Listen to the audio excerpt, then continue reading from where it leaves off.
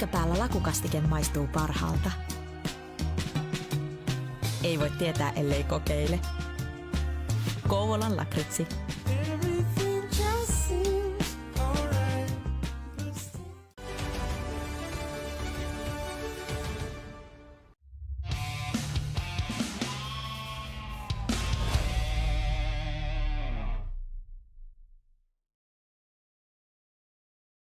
Hello, sports gamers, and welcome back to another edition of the ECL Elite Playoffs. We continue with our quarterfinals coverage today, getting to the other two matchups that we haven't done yet, starting off today with Björklöven Esports and Tunnel Vision a little bit later. We'll see the first two games from that Straikers and Unwanted series, the one that's been built up because of how they met in the playoffs last season and what happened in that quarterfinals matchup between the two of them. But my name is Sin, joined today by Mr. Brandon B. Major Bigsby, and man, I mean, these games should be great. We'll see which of these teams, if any, can really get an advantage to start off these series.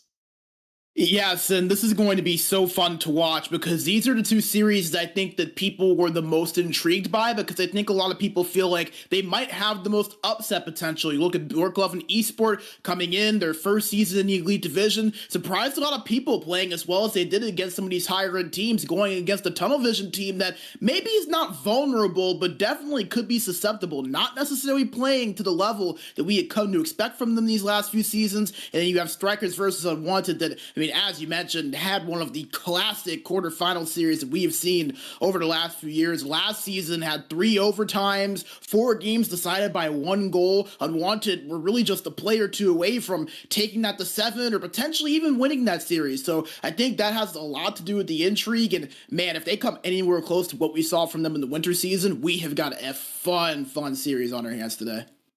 Absolutely. So we'll take a look now at the standings, or the bracket. So you guys get a chance to see what happened, if in case you did miss those other couple series here. But obviously, Valkoitinen defeating the Blackjacks in 7 games, and Exen getting the better of Totorit in 4, a sweep in that 4 versus 5. Exen showing that experience really does matter here, and well, we'll see what happens. You know, as Brandon alluded to, Tunnel Vision maybe not quite on the form that we're used to seeing them at. Straikers have had a really big pushback season, obviously, but Unwanted has proven to be a very tough out in these playoffs, Brandon. Yeah, and, you know, I think they're just kind of one of those teams where people are waiting to see if they can get to that next level in the playoffs, because as we mentioned, they played the Straikers team a season ago, and I don't think people really expected them to play as well as they did. Now, not anyone's going to be caught off guard if they come in and give Straikers Squad a challenge. The question now is, can they knock out a team like that? We've seen teams come close but not be able to really do so. A team like Exen comes to mind, Vesapampa, Fediestad in the past. Can Unwanted actually break through that barrier and get into the semifinals? But again, they are a team that seems to elevate come this time of year. It's going to be fun if they can do that again now. Yeah, to see one of those top 3 teams get knocked out would be, well, a very huge blow to what we consider to be those top 3, the big 3 teams. But, you know, there's only 2 more chances: Unwanted Straikers and Tunnel Vision Björklöven, as we said, covering the start of those series today. So we'll kick it off now and get towards the team comparisons. So far, we're going to be showing, obviously, the regular season numbers for these two squads, and they both have the same goal differential of +10, which, again, you don't expect to see that from Tunnel Vision. You expect good offense and very good defense, and it seemed like they didn't quite have that this season. Yeah, and I think that was the thing that really plagued Tunnel Vision throughout the regular season, was just their lack of defense, which, as you mentioned, was very surprising for them. They're a team that in the past have not just been elite offensively, but also really have been good defensively. And when you look at them, they went from being a team that averaged just 1.57 goals allowed per game during the regular season, which was the lowest in the league during winter, to 2.7. So that's a 1.2 goals per game jump. That mark this year was third worst in the league. So this is a team that's going to have to lock in more defensively if they want to beat this Björklöven team that, though maybe not as experienced at this level, has been able to find a little bit of offense and will make them pay. And something else to keep in mind, Sin, that penalty kill. If Tunnel Vision gets themselves in trouble in the box, that is going to be very troublesome at that 62.8%. Again, that's kind of something that's quite shocking that we haven't really expected to see from Tunnel Vision. So some kind of holes in the armor, they've been knocked off the mountain by Björklöven after winning a bunch of straight championships in a row here in the ECL. And now, we'll see if Björklöven Esports can perhaps get a pretty big upset here in the first round, as we'll take a look now at the matchups these two squads are fielding today. The lineups, I should say. On the side of Björklöven is Bobby, Valle, and Koloslav up front, with Mikes and Vedox on the points, with Rico in between the pipes. And of course, on the side of Tunnel Vision, Vatu, Pikari, and Leitinen up front, with Tumbo and Wenger on the points, Bennu in between the pipes. And as we break down these head-to-head comparisons, we'll start with the center matchups. Pikari, obviously a very talented player in the 1v1 scene and the 6s scene. And Valle, only played 18 games this season, but pretty good numbers for him. Yeah, pretty impressive to see him come in and play not as many games, but still come in and do some good things for them down the middle. So he's going to be someone to look out for. But you mentioned Pikari over on that right side. It's going to be fun to watch him work. He comes in with this Tunnel Vision team, has been pretty good so far, has become a really good playmaker for them overall, next to Vatu and next to a lot of these other guys for Tunnel Vision that we have seen for so long be able to step up and produce goals, like him being on that right wing, Vatu being on the left. Pikari was kind of expected to come in and be that play driver, be that playmaker that could set them up. And so far this season, he has delivered. Now, the question is, can he lock in on the defensive side? Because, as we mentioned, Tunnel Vision, a struggling defensive team this season. We see so often where that center can really affect how a team can look defensively. So I'm going to really be looking at the defense for Pikari, but the offense has been there all season long. I expect that to carry over here today.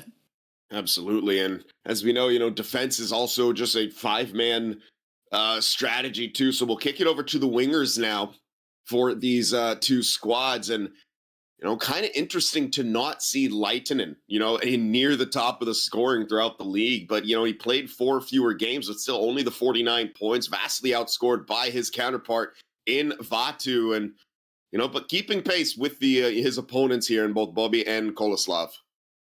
Yeah, and it's really surprising because last season Leitinen had 40 goals and 32 assists for 72 points, and you see all of those numbers this season pretty much well shy of that outside of the assists. 15 less goals. I'm looking at it now, around 23 less points overall. So it's been a bit of a down season for Leitinen, surprisingly enough. But Vatu playing as good as ever, led the league in goals this season with 42. He's always going to be a threat. But I want to talk a little bit about Bobby and Koloslav over on that left side.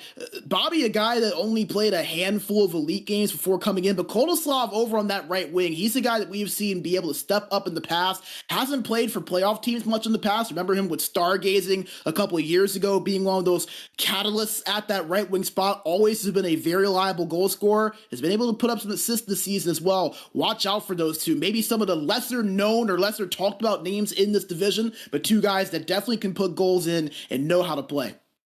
Absolutely. We'll slide over to those defensive comparisons here. Of course, we know all about Tumbo and Wenger. They have been counterparts for a very long time and won those championships together on this Tunnel Vision squad. We don't know as much about Vedox and Mike, but, again, they're not looking too bad, except the offense isn't quite there. And that's something that's a little bit surprising. Usually from playoff teams, you see both those defensemen stepping up and producing, but they're both looking very good defensively. Look at that hit number from Mike. And, Björklöven, they're a team that really, in terms of the offensive generation, they rely on the wingers of Koloslav and Bobby. As a matter of fact, they have doubled the points of anyone else on this entire team. So that kind of tells you who most of the offensive generation comes from. But both Vedex and Mikes have been pretty good, especially Mikes. You see 9 goals so far in the 30 games he's played for a defenseman. That's a rather high number. So not bad, despite maybe the point tallies in general being there. But where I really want to see them step up more than anything is on that defensive end, because we know how elusive tunnel vision is. You know how much guile they play with, the way they can decept you and move you out of position with those quick passes, with those stick movements, and just on the counterattack in general. If you make a mistake, especially on that breakout, tunnel vision is going to make you pay for it 9 times out of 10. So that's really going to be where I'm looking out for those two on the left side. Over on the right side, again, just the defense for Tombu and Wenger. You mentioned it, Sin. These are two guys that have won championships together. They have been one of the most reliable defensive pairings that we have had in all of Europe for the last couple of years now. To see the goals that this team have allowed so far this season has been very, very shocking with these two. I'm not saying it's just them. It's a team effort from the forwards all the way down to the goaltender when you allow that many goals. But it's going to start and end with Tombu and Wenger. They are going to have to step up. They're going to have to lock in, and they're going to have to be a little bit better than what they were in the regular season if they want to calm down that goals allowed tie that we saw for them in those first 30 games.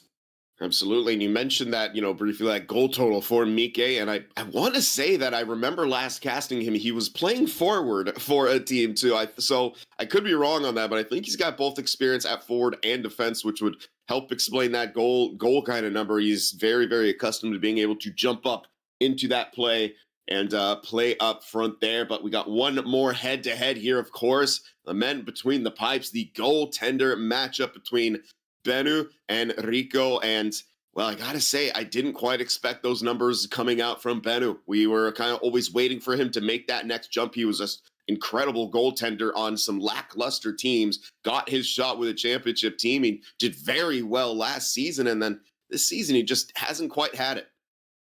Yeah, and as I mentioned, it comes down to everyone when you have those goal tallies be so high, and that includes Bennu. I mean, he's not necessarily been at the standard that we've come to expect from him. I mean, under an 80 save percentage, I gotta be honest, and I don't mean to single him out, but I can't remember the last time we've seen a goalie with more than 15 or 20 games played this season in the Elite Division under that save percentage. And this is a guy that had an 85.19 last season, so you're talking a difference of almost 7 percentage points between this season and last season for Bennu. Really shocking to see him struggling as much as he has been, but that's all behind him now. Can he step up in the playoffs where this team really does need to make a run? I think that's going to be the question, and I'm very excited to see how he looks in these 2 games. But give some credit to Rico over on the other side. Someone that has stepped up is around an 84 save percentage, a goalie that I don't think is really talked about enough compared to some of those elite level goalies, because he has been on the same level as them so far this season statistically. So seeing him match up against Bennu, 2 goalies that kind of have been in the same position in their careers, guys that have not necessarily been on these high-end teams and have not had many opportunities to be in this playoff spotlight, that for Bennu being before he came over to Tunnel Vision. This is going to be a goalie battle to watch, and I think that these two could easily steal at least one game for their respective sides in this series. And that might be something that, it's going to take here, is we've seen, it's the exact same goal differential from these two squads. So defense, they haven't been big shutdown for either of these two sides. You would expect, if anyone's going to step up in that regard, that it would be the experienced team in Tunnel Vision. But again, to see one of the end with the track record Bennu has as well, you expect him to maybe have the edge. And when it comes to stealing a game or two, despite his regular season numbers, it's just the track record of what he's done with various teams throughout the course of his career here in the ECL. But there's only one way to kind of find out how these narratives are going to take shape and what exactly is going to happen here as we move to the keys to success for Björklöven Esport. Yeah, so to start out for Björklöven, stay organized defensively. We see so many times, as we talked about, where Tunnel Vision really does get teams out of sorts with the way that they can move so quickly up and down the ice, and just the way that they really know how to counterattack. And we'll talk about that a little bit more in a second, but for Björklöven, just stay in front of these guys on the defensive end. Do not let them get behind you. Do not let them move quickly out of the defensive zone to get a quick rush. Those 2 things are going to be so important for Björklöven, because as we mentioned, this is a Tunnel Vision team that in the the past has thrived on using that speed. If you can neutralize that a little bit, it can keep you in the game. It doesn't allow them to get that offense of theirs cooking. And as we mentioned, just don't allow them to counterattack. If you can limit the mistakes you make, limit tunnel vision from getting those 2-on-1s, those 3-on-2s, those 3-on-1s where they can really utilize that speed, utilize that space on the ice, it's going to be such a help, because that is a massive part of their game, is that speed, using that rush. So if you can take as much of those opportunities away from this team, the better off you're going to be on the defensive end. And third, find those offensive opportunities. We've talked about this being a tunnel vision team that is a little bit susceptible on the defensive end. Benna not necessarily playing as well as we've seen him in the past. Don't be afraid to shoot that puck. Try to find your way into the offensive zone, and don't let tunnel vision hem you in your own zone. Find your way to offense, because if you do, the chances are a little bit more likely than in the past that you might find your way to a few more goals than they would have.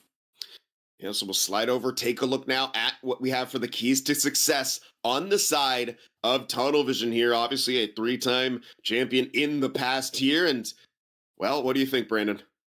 Well, you mentioned a 3-time champion in the past. Well, hey, use that experience to your advantage here, not just in this game, but in this series. This is a Björklöven Esports team that have not been here before. A lot of these guys on this team are rookies, never even had played in the Elite Division before this season. Use this experience to your advantage. It's going to be a massive, massive help. Number 2, force Björklöven into mistakes. We talked about it a little bit earlier. This team thrives on speed. They thrive on those counterattacks. The best way to create those is forcing those turnovers, forcing Björklöven into some of those mistakes. We saw last week's sin for both the Torted and for the Blackjacks, two teams that are now on the outside looking in and are looking at home, make mistakes that ended up costing them games. We see these experienced teams that know how to capitalize on those, win games. Tunnel vision, one of those teams, force Björklöven into those. And then number 3, as we've mentioned really throughout this entire pregame, lock in on the defensive end. Make Benna's job a little bit easier. Do not allow Björklöven to get things going. Don't allow them those easy shooting lanes. Try to get in front of those and block those. Try to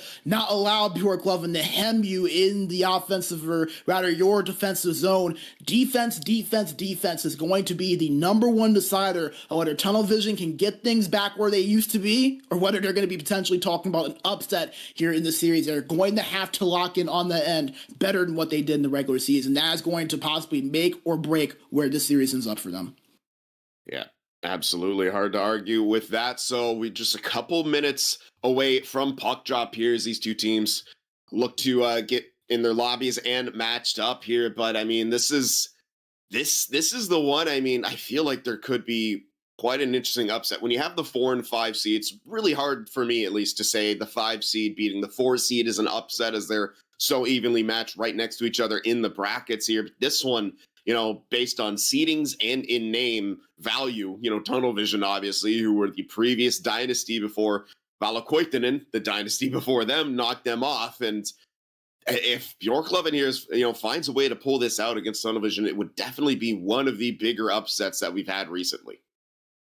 Yeah, and, you know, I think that's really what this comes down to, especially for a Björklöven team that, as we mentioned, is a very young and unexperienced team, at least at this level. I mentioned this in the quarterfinals preview, but coming into the season, the most elite experience had come from Koldislav, who had 64 games played across 3 seasons, Mikes, who had 62 games across 3 seasons, the Wicks, who had 34 games in his lone season. He's not even in the lineup. And then that's pretty much it. Bobby played 8 games for Reality Check in the spring 23 season. And that's it. This is a Björklöven team that has not played very much at this level. And in the lineup, you only have 2 players that had played full elite seasons prior to this year. And that's Koldislav and, as we mentioned, Mikes. So it's going to be interesting to see how Björklöven looks in this kind of playoff atmosphere, because, again, I know it sometimes can be overplayed, like, oh, experience is experience. It does matter at this level, going up against a team that is a 3-time champion and has been to the finals 4 of the last 5 seasons. So that is going to be a key that I'm really interested for Björklöven. How quickly can they adjust? Can they not allow Tunnel Vision to use that experience to their advantage? Because, again, it does mean something when you are playing a team that has this type of pedigree in Tunnel Vision. Yeah, I mean, again, and you wonder if that intimidation factor is going to be it, or if they're going to be able to come in and say, okay, well, nothing really matters. But it's hard to do that. You know, it's you know who you're going up against, you know what they've done in the past.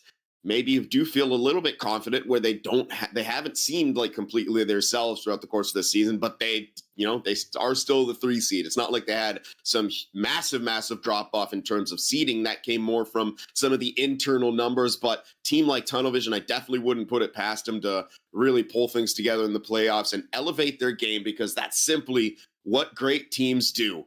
And I know everyone out there is excited to get into the gameplay. We are as well. And we're just waiting on these two teams to match up so we can kick it over to that here. And I don't know, we can maybe take one more look at the bracket here as we are waiting for these two teams to get matched up here and talk a little bit more about what happened. But we talked about this having to, the potential to be one of the bigger upsets. One of the ones that almost became the largest upset that we've seen in years, not just seasons, years, way back to the first season that I was casting in the ECL way back, and I think it was ECL 11 or 12, and it's the Blackjacks took Valokoitainen to the brink. Valokoitainen, the defending champs, they were 3-time champs in the past, obviously. I mean, that was insanely close, and that kind of sets the narrative that anything can happen in these playoffs.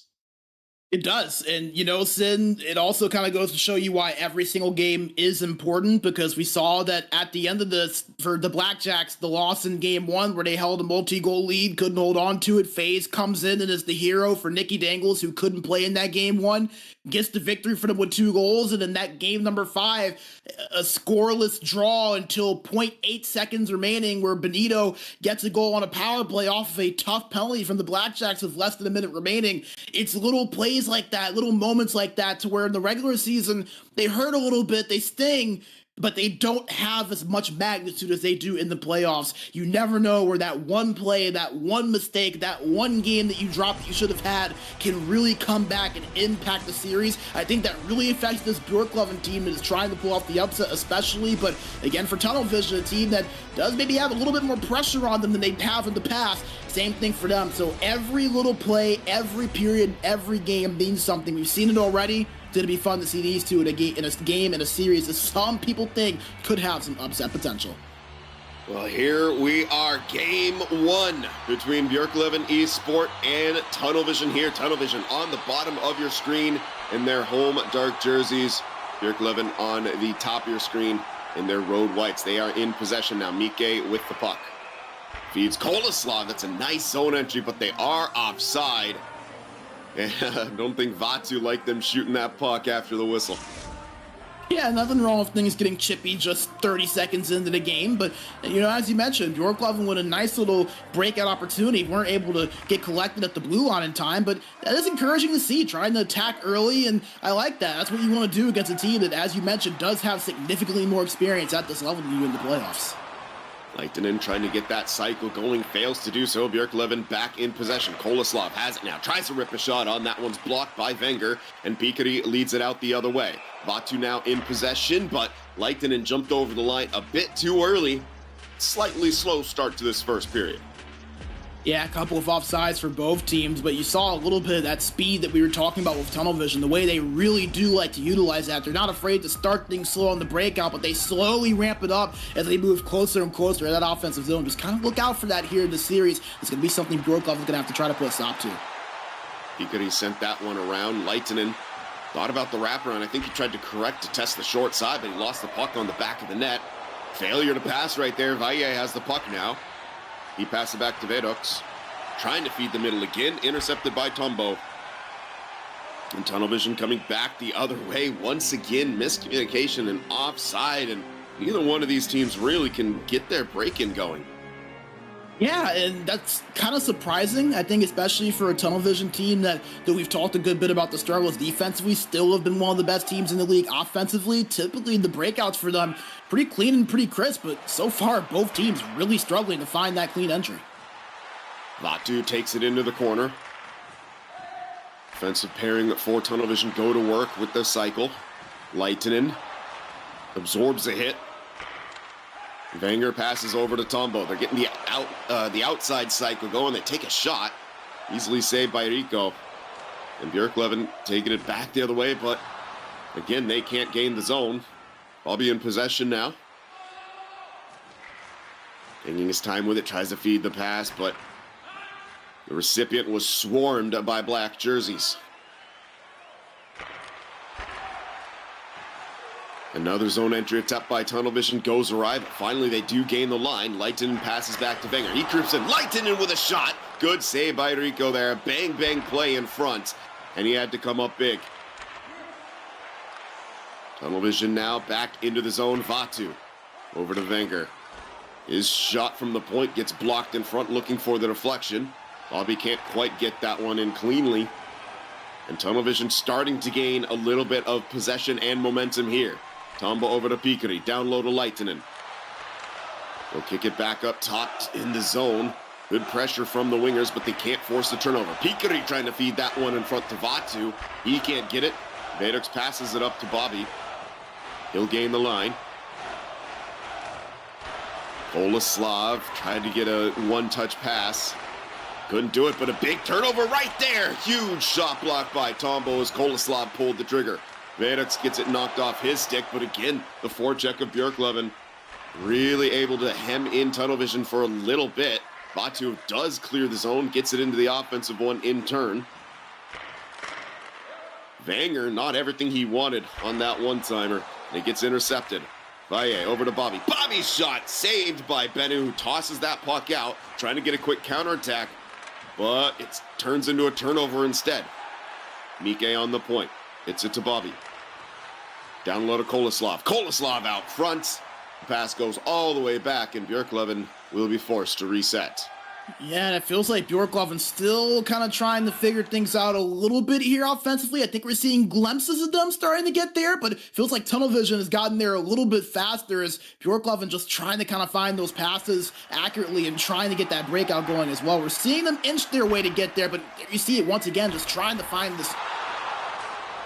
Interesting play right there as that was fed in front. As the forecheck for Tunnel Vision really started to come on strong. Offensive zone draw, they get the puck. Vatu has that one knocked off. Wenger will collect it in the neutral zone. Again, we apologize about any stutters or quality dips here. It's from the source stream that we are using. EA Observer Mode when. Leitinen has this one in the corner, tries to rip a shot right there, and Rico makes the save. Yeah, we've been asking for that observer mode for years, so if anybody over any days watching, just saying, we would love to have it as broadcasters, but impressive first period so far for Tunnel Vision. They'd love to cap it off with a goal here. They've really been cooking offensively. You saw it there at the face-off numbers, really controlling possession. Bobby now has the puck in for Björklöven. They try to force the middle once again. That's something that they're going to have to kind of get away from. As that first period comes to a close, we are still knotted up at 0 goals apiece, but that's one thing that Tunnel Vision has always done as a team. They collapse very well, particularly off the rush. That's the first place that they go, as they collapse in that slot. So if I'm Björklöven, you got to think about trying to move things around the perimeter first, see if you can draw them out and create your own space. Yeah, and Sin, I think that the really interesting thing about that is that Björklöven defensively, they're doing the exact same thing. They're collapsing in front and not allowing Tunnel Vision to really take it in the middle, which is why you see Tunnel Vision cycling it on the outside, which Björklöven has been pretty content with. They're lightly pressuring at the point, but not much. They're kind of just letting Tunnel Vision work it around the boards, and if they get a shot on there, they're trusting Rico to make the save. I think that Björklöven, seeing the Tunnel Vision have adjusted to that on the offensive end, need to do the same thing. Try to work it from the outside a little bit and try to find that open space if you can through the middle. It feels like they're trying to force it in there when it's not really there. They're going to have to try to adjust from that here because Tunnel Vision so far just not allowing that space in that area. Absolutely here. So second period now, getting underway. I'd like to thank our friends at Kovlan Lakritsi for their support throughout this ECL season. There's Björklöven trying to get that one across the line. Miss pass in the neutral zone. And Tunnel Vision back in possession. Flashbang. Tombo down low to Pikari now. Back up top to Tombo. Ill-advised pass, and it could create a rush going the other way. Bobby, though, nice recovery defense by Wenger to knock that one loose. Batu to Tombo. Tombo's shot gets disrupted. Vedux, though, bumped from behind, nearly turns it over, but it gets out of the zone, and Kolaslav has it now. Spin. Gets the puck to Vedux. Vedux in front to Valle. He couldn't quite pull the trigger. Nonetheless, Bennett did a good job of tracking it. Lehtinen now in possession. Over to Tombo. Wenger's shot, looking for a deflection. Deflected up and back into the glass. Vatu came out front, put a shot on, but Rico made the save. You may have noticed a little bit there on that possession what I was talking about in that intermission. Björklöven is allowing Tunnel Vision to have a lot of space there on that point. They might lightly pressure the puck carrier with one of those forwards at the point, but other than that, they're kind of letting Tombo and Wenger hold it. I wonder if they're maybe going to try to go for a shot at the tip here at some point, knowing that they have a little bit more time and space than what they're used to. Björklöven will slow things down now, as Bobby didn't like what he see. And miss pass right there, could create an on-man. Vatu with some space, left wing side, looking for the rebound. Pikari in front, couldn't quite get to it. Nearly a counterattack, but that's Bobby taking a slashing call. Couldn't get the stick lift off, so we're getting a chance to see Tunnel Vision's power play go to work. And that right there is what we said during the pregame, that Björklöven was going to have to try to avoid not allowing Tunnel Vision to get those counter-attacking opportunities, and the quick turnover created that, and then that shot doesn't go in, but it leads to a power play opportunity after the penalty. So you see right there what that counter-attack of Tunnel Vision can do to you and why it's so important for Björklöven to try to not allow that. They get things set up here on the man advantage. Lehtinen comes in, short side, doesn't go. But a nice shot right there from Lehtinen. They maintain possession. Wenger in. Vatu looking for the shot. Wanted far side. It was saved or blocked in front and cleared out by Koloslav. A huge clear, too, because Tunnel Vision were starting to feel real comfortable in that offensive zone. They get it right back in. Wenger comes into the face-off circle. Kicks it back to Tombo. Down low to Vatu, an odd angle shot, almost behind the net, trying to bounce it off the goaltender's pad and in, but Rico makes the save. And I like what Tunnel Vision's doing offensively, but I'm telling you, I would try to look for that tip play at some point. They have a lot of space up at that point, a lot of time where you could maybe set that up. That's a play we've seen work a lot so far here this season, and especially in these playoffs. That's something I'll look out for Tunnel Vision, because they are being afforded a lot of time and a lot of space with that puck at the point. And all the way back, still getting up from that hit. Must have been gassed, because if he was injured, he could have L1'd out of that one, but Tunnel Vision, that allowed them a lot of space to get into the offensive zone. We are back to 5-on-5, but they still have the offensive zone. Another in-tight shot by Vatu. Enrico has had to be sharp. I was just going to say that, Sin. You took the words right out of my mind there. He has been really sharp here so far this game, and he's had to be. Tunnel Vision have tested him more and more as this game has gone on, and ever since that power play, they've pretty much hemmed Björklöven in their own zone. So Tunnel Vision starting to show off that elite offense we've seen from them over the last few years. Valle loses the puck in the neutral zone, and Tunnel Vision really starting to snowball with their offensive chances. And Pikari snipes that one, blocker side, top corner, and Tunnel Vision have taken the lead. Oh, that is about as pretty as a shot as you get in this division, Sid. I mean, look at this replay. In traffic, just beats them over on that blocker side. Not a lot of space there. Just makes that little bit of stick movement to get his way past the defender. And you see how that went in just off of the inside blocker of Rico and in. Still a great shot there from Picardi, that who he talked about has been more of a play driver and a playmaker for Lehtinen and Vatu at that wing side. He showed he can put the puck in that a little bit there too, and it was only a matter of time for Tunnel Vision, the way they were playing a well-deserved 1-0 lead here in the second. That one very, very much close to being saved, much closer than I thought in the initial gameplay right there. Rico has to be very careful. Nearly another turnover here. And Björklöven just, they can't figure it out right now. Another missed pass in the neutral zone. Wenger tries a slap pass. It's a man in front. Tunnel Vision going to have to reset this. I like the forecheck, though, trying to force that turnover because they don't have a lot going offensively, and I don't think Tunnel Vision really expected that. It's throwing them off a little bit. Another shot right there from Vatu. He just takes another whack at it, trying to put that one on net, but now Tunnel Vision really coming alive with the offensive guns. Counterattack coming, looking for the one more pass. Far too telegraphed. A back checker and a defender covering that option. Pikari now along the boards. Nice give and... No, I thought there was going to be a give and go right there between Vatu and Lehtinen. But Vatu just holds it for a little bit, trying to get Lehtinen into that shooting position. Yeah, he had me fooled there too, Sid. I thought that's where he was going, but then he pulled out the spinorama out of the deep bag of tricks that he has in there. So, interesting play there. It almost worked actually for him, so can't say too much about it. Yeah, we're seeing it's that confidence coming alive from tunnel vision now. But I do like at the same time they're still trying to just throw pucks on from a lot of different angles. Continue to test Rico there. And so far it's been working for them. 1-0 here late in the second period, but an offside here will stop play with just under 3 minutes. And Sid, I love your opinion, but it just feels like Björklöven, they're not really comfortable. They've just felt uncomfortable really this whole game so far, especially on the offensive end. I think they've done some good things on the defensive end. Tunnel vision just playing really well, but it's really the offense or lack of offense that I find really concerning, especially considering Tunnel vision has been a team that defensively have struggled a bit compared to the past. Koloslav knocked off the puck, and here come Tunnel Vision back the other way. Wenger drops to Tombo. Tombo can't pull the trigger. Wenger's shot gets blocked. Mike will work that one out. Bobby poked off his stick, and it actually leads, unfortunately, to an offside as Wenger was still trying to get back up the ice. Yeah, and we've seen a few offsides so far in this game from both teams. You see a little bit of cheekiness there from one of the Björklöven players, but nevertheless, Tunnel Vision, despite the offsides, they've been able to find success in breaking into the zone for the most part, and once again, that face-off number really standing out to be Tunnel Vision dominating at the dot right now. Valle takes a shot. That's something that Björklöven really needed to do, is just try to put a shot on, not look for that extra pass right now.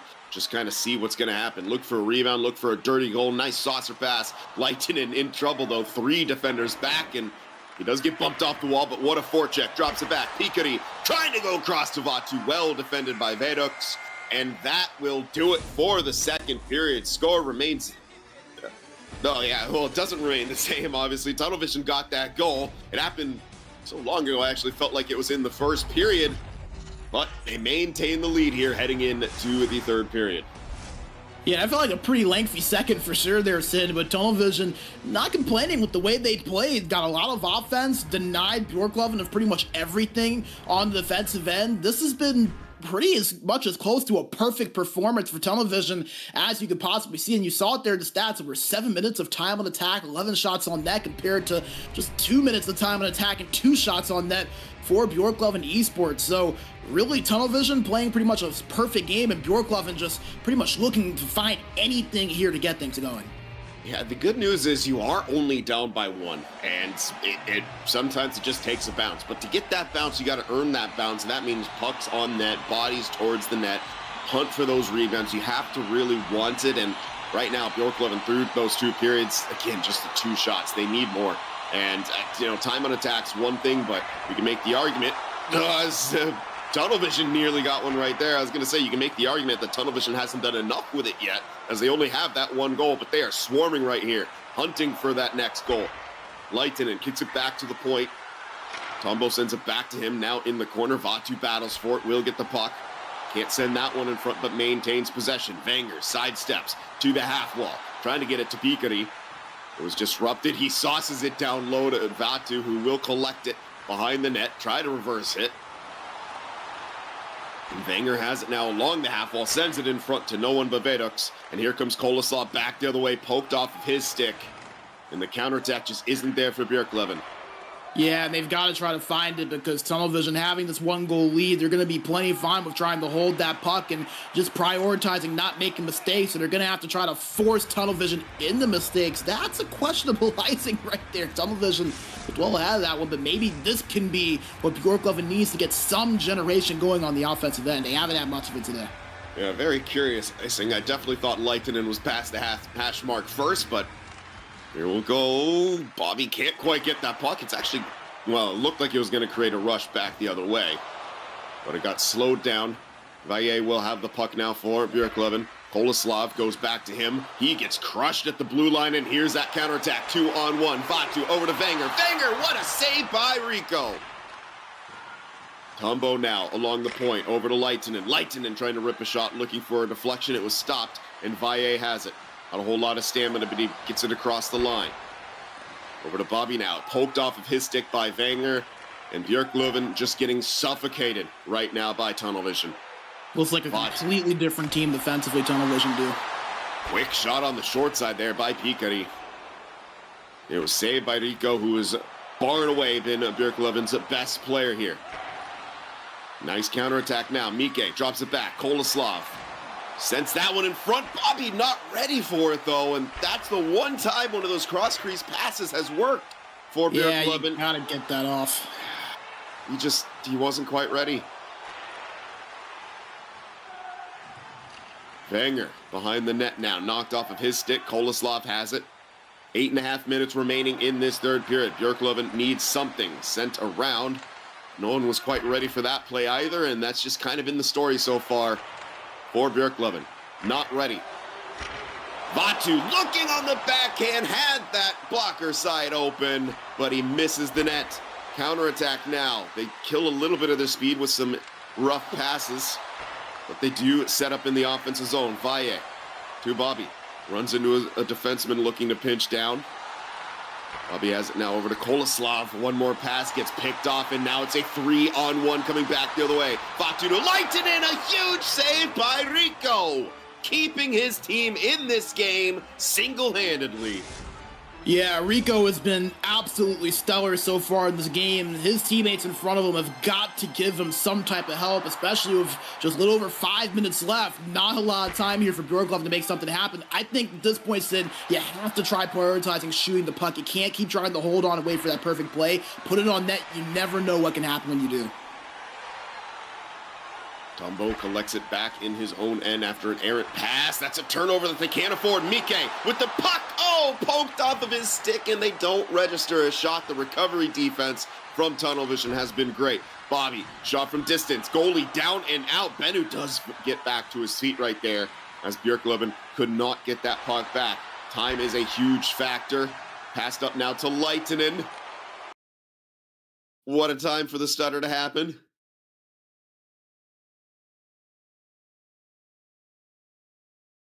And we're going to try to get this cleaned up for you guys as soon as possible. And there it is. Tunnel Vision did not score, but they're in the offensive end. Wenger creeps in. Peekity in front. Rico will get the cover right there. Oh.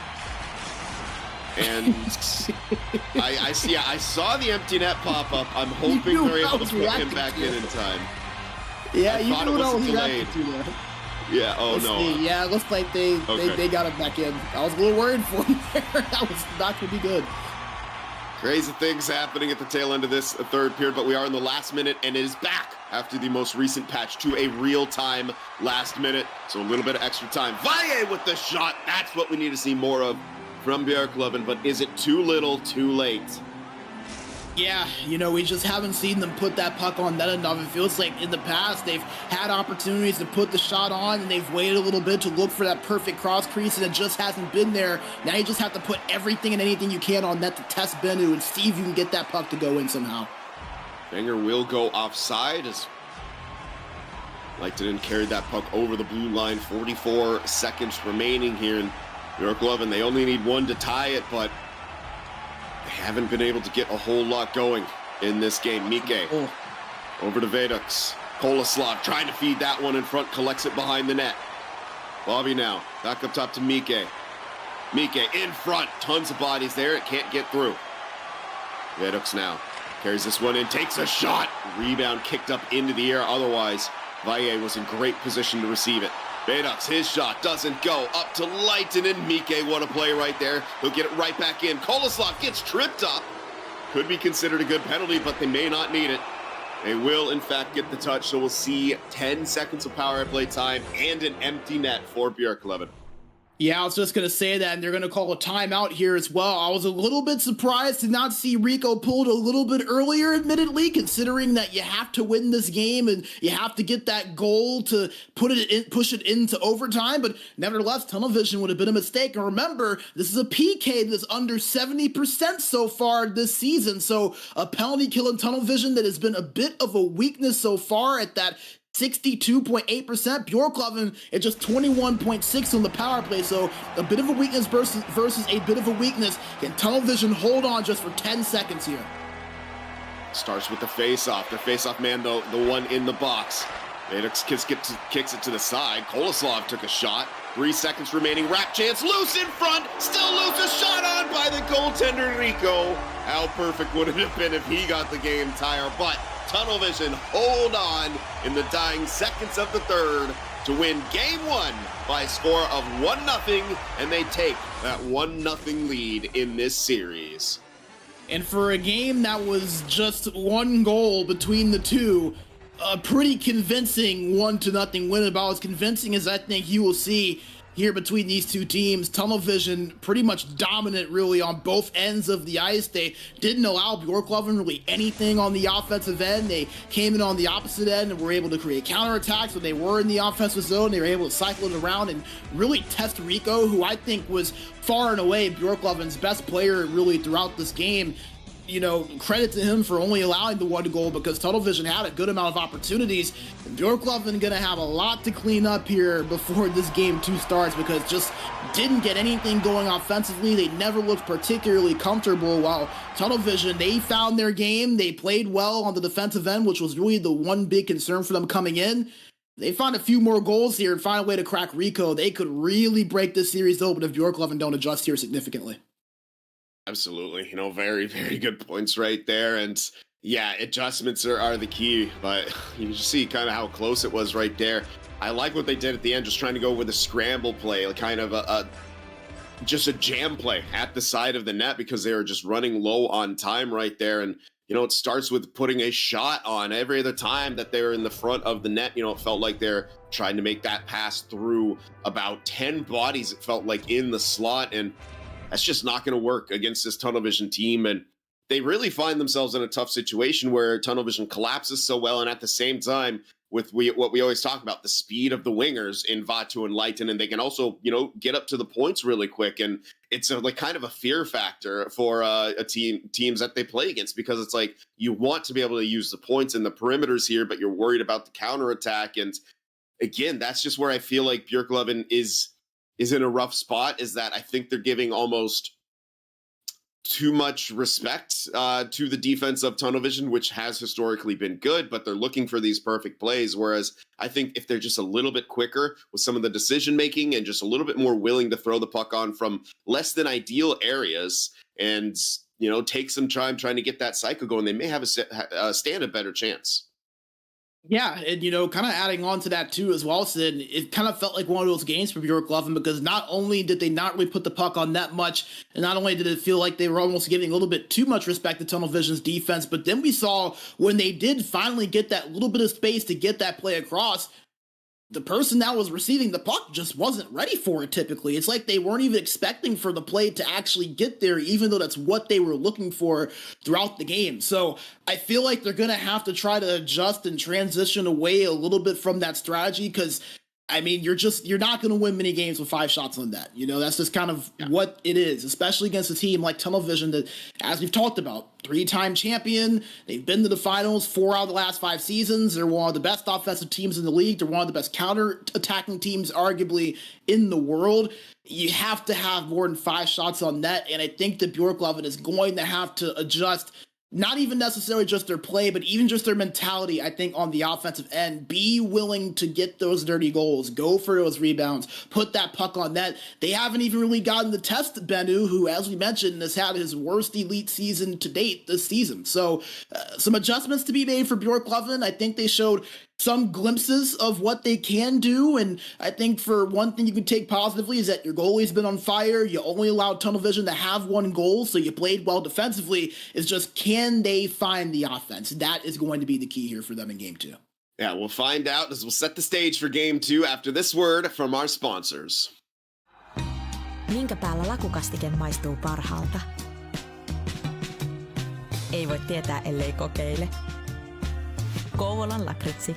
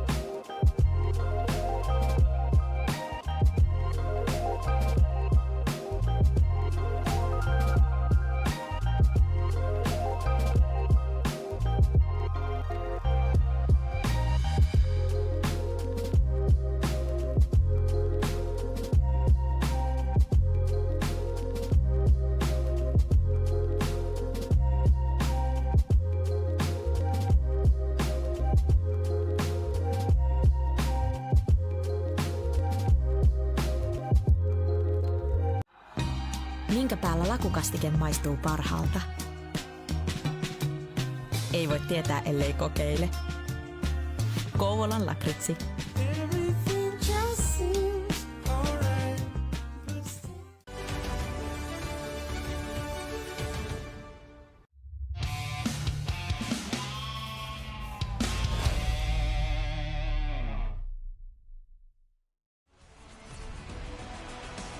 So here we are, game number 2 between Björklöven Esports and Tunnel Vision.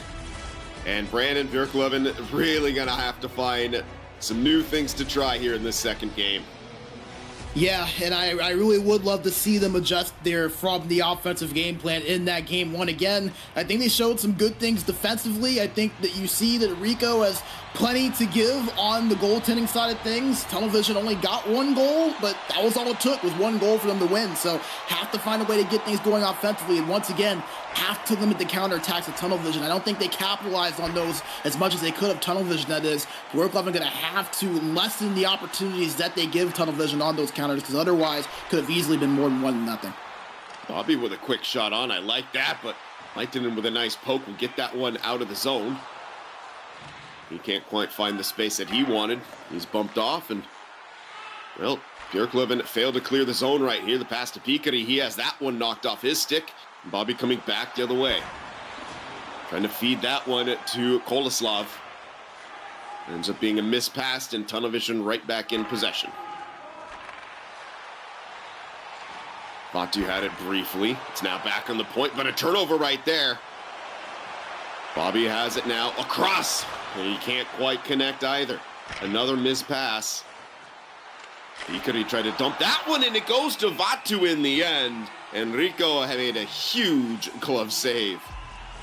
Yeah, and he's made a few of those here so far in this series, and that one kind of came all of a sudden. Again, Tunnel Vision using that speed and just getting a pretty sneaky chance there. Rico had to be sharp for. Lehtinen off the turnover, hits the post with the shot. Wenger on the point, gets that one down low. Pikari, he scores! What a shot from the centerman of Tunnel Vision. He has his second of the series, and Tunnel Vision goes up 1-0. And Björklöven just kind of chasing the play there, right there. And I'd love to get another look at this shot, because it looked like Rico was in good positioning. He might just snuck that through between the 5-hole, not able to get that butterfly motion in time. There was Rico, but Björklöven just not able to get out of their own zone. Tunnel Vision hemmed them in. Again, put a shot on that. You never know what can happen. You see that right there. Gives Tunnel Vision an early 1-0 lead. Yeah, I'll have to get another look at it between the period, as I thought it was in the short. Oh my goodness. In on the short side, and that one just trickles in off of a loose puck. Pikari gets his second off of the strangest bounce that I've seen in a while. Bump from behind, and Rico just can't get the pad down in time. Yeah, that's just such a vulnerable position to be in as a goaltender, where your defender has that puck, he loses it right in front of you, and you have to react so quick. You see, he had just gotten out of that butterfly motion and just happened to be right where his defender in front got bumped from behind, and the puck just finds its way through. And you see Rico in Twitch chat just having a laugh about it. It's really all you can do. Nothing that you can do about that play. Just a really unfortunate break for a Björklöven team that really can't afford to have those right now. They can, as Koloslav gets that one in. Bobby sends it on. What a save by Benner right there. In tight from Koloslav. As Björklöven trying to get something going. What a stretch pass right there. Vatu couldn't quite handle it initially. Has to kick it back. Tombo on the point now. Down to Pikari. He sends that one around. Vatu can't quite get to it, but he forced the turnover. He has it. His shot's blocked. Veduks in possession now. Björklöven need to find something here. They have yet to score in this series. We're shut out in game 1. Koloslav bumped off the puck. And Lehtinen with it now. As he crosses the line, gets that one knocked off, but a good forecheck there. Pikari tried to feed that to Vatu. But in the neutral zone here, Björklöven still struggling to get it together. Vatu collects it in the corner. Tombo on the point to Wenger. Deflection. And I think that one hit the goaltender. Or maybe went just wide. Tough to say. Leitinen with a shot, gloved down by Rico.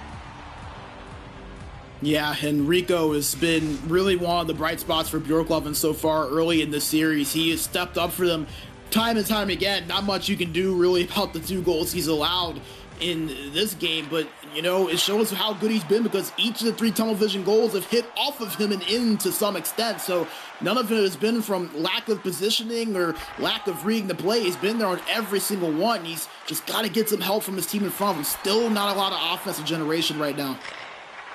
Leitinen testing that short side once again, but it sails all the way around and back, but tunnel vision in complete control of this game so far. Zone entry failed. They'll recollect the puck in the neutral zone. Tombo feeds Pikari. And they get things established. Wenger and Tombo switch. That's a beautiful play off the post right there from Vatu. Enrico sprawled out. Will cover the puck, and some interesting animations after that as well. Yeah, the sprawl out that you're seeing is what caused that a little bit, but nice drop there from Rico, just able to get that left pad on. That looked like that was going to be a sure goal for tunnel vision. I mean, I can't say enough about Rico and how good he has been. Just once again, denying tunnel vision of was a really good looking play there. Face-off win by Valle. They get the puck up quickly. Bobby in possession, has some space, and once again the cross crease gets taken away by tunnel vision. Valle sends that one down low to no one, and tunnel vision have it. Batu gains the line, pass over to Pikari, kicks it back to Wenger, walks the tightrope at the blue line, and he'll get it back from Batu. Tombo now, down to Leitinen. Tunnel vision just all over Björklöven right now. Tombo has it. Tombo's shot hits something in front and then off the goaltender. But the cycle continues from tunnel vision. You can see Björklöven maybe starting to run around just a little bit as forecheck turns it over, but that will do it. For the period there, tunnel vision have a 2-0 lead here. And Björklöven still not showing signs of being able to get their offense going, Brandon.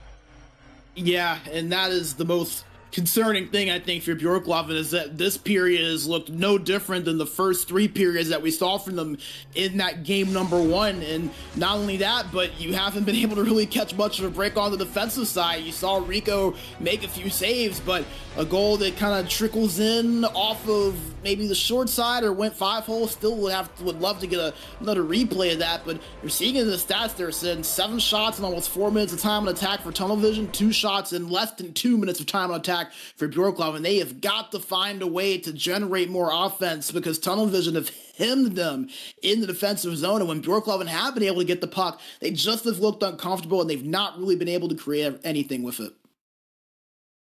And unfortunately, I think this is the goal that I wanted to see, that short side shot, and as luck would have it. Oh, good. All right, so how it goes sometimes. Maybe we'll figure that out at the end of the game, exactly where that went, but nonetheless, it went into the back of the net at the end of all things, and tunnel vision firmly in the driver's seat. As this second period it gets underway, that's the good news for Björklöven, is that you're in the second, you have time, but oh goodness, they haven't shown enough offense, and Pikari has his hat trick. A quick strike from tunnel vision. You could feel it coming the second that pass was made. And Pikari capitalizes. And it all starts from 2 little movements. Tombu slowing down and getting that pass to Pikari, and Pikari being able to create that space after he split the 2 defenders. He kind of gives a little bit of a cut towards that back right blue line and then cuts back left and turns on the Jets to beat those 2 defenders. Got Rico on that backhand who just couldn't stay at that left side, wasn't sure which way he was going to go, and was essentially a breakaway, and tunnel vision now in full throttle control here of this one. And still in the offensive zone, hunting for more. Leitinen has it. Spin behind the net, but knocked off the puck. Björklöven resetting in the neutral.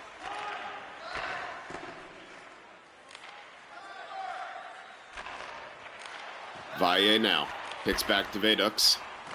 Björklöven do get it in right there. Did Wenger shoot that on his own net? I think he might have. I thought he got possession there. And Yeah, that's what it looked like to me. That looked like that was off the stick of anger.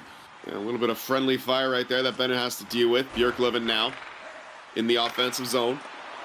Mike's shot gets blocked, and Tunnel Vision will collect the loose puck. Lehtinen now over to Vatu. Tombo coming in. Both defenders coming in for Tunnel Vision. Failing to capitalize, though, and you got two forwards back now. Kolaslav, but beautiful play by Lehtinen on the defense. Once again, they break up that rush. Lehtinen now gaining the line for Tunnel Vision. Back to the point, but that's a nice poke now. Kolaslav, nice spin move. Kolaslav, one touch, deke! Gets that one on net, but Benu, easy save right there, is very in tight. We're going to see a power play coming, I believe, on the side of Tunnel Vision as Bobby heading to the box once more. Yeah, and I'd love to see how that happened there after a really good chance there from Björklöven Esports. Easily their best of the night, almost a highlight reel play there from Kolaslav. And yeah, just went for that stick lift from behind. Not great positioning really to pull that trigger. And unfortunately, Bobby did on that play. It leads to a power play for Tunnel Vision. It's the second stick infraction in that matter. I think Bobby took the last one too in the last game, another slashing call. Tunnel Vision here on the power play, looking to try to put this game away. But great cycle to start things off. Lots of puck and body movement here.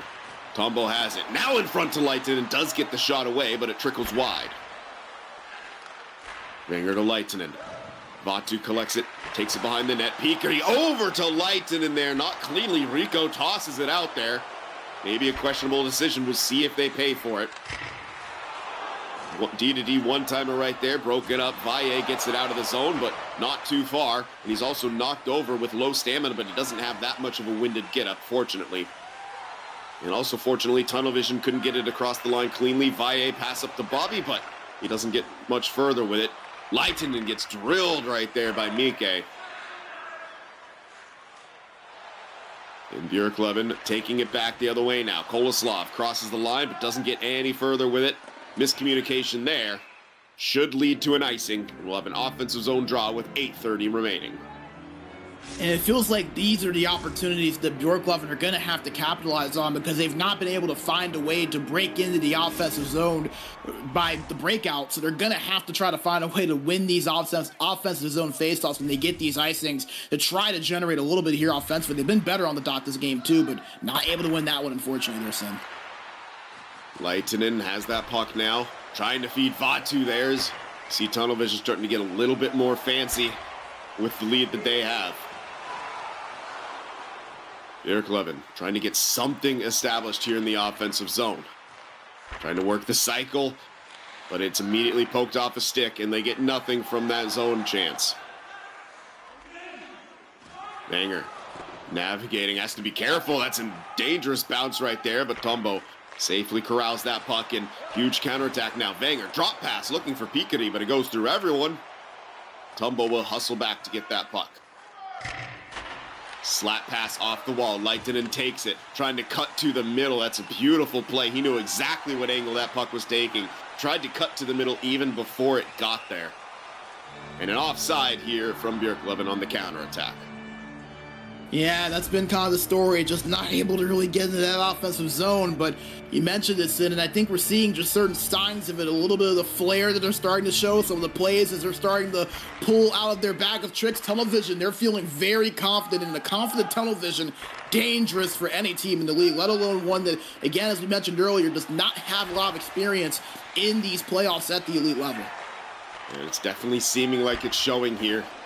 They nearly through 5 total periods of play, they have still yet to score a goal against this Tunnel Vision team, a team which has seemed very beatable throughout the course of the season.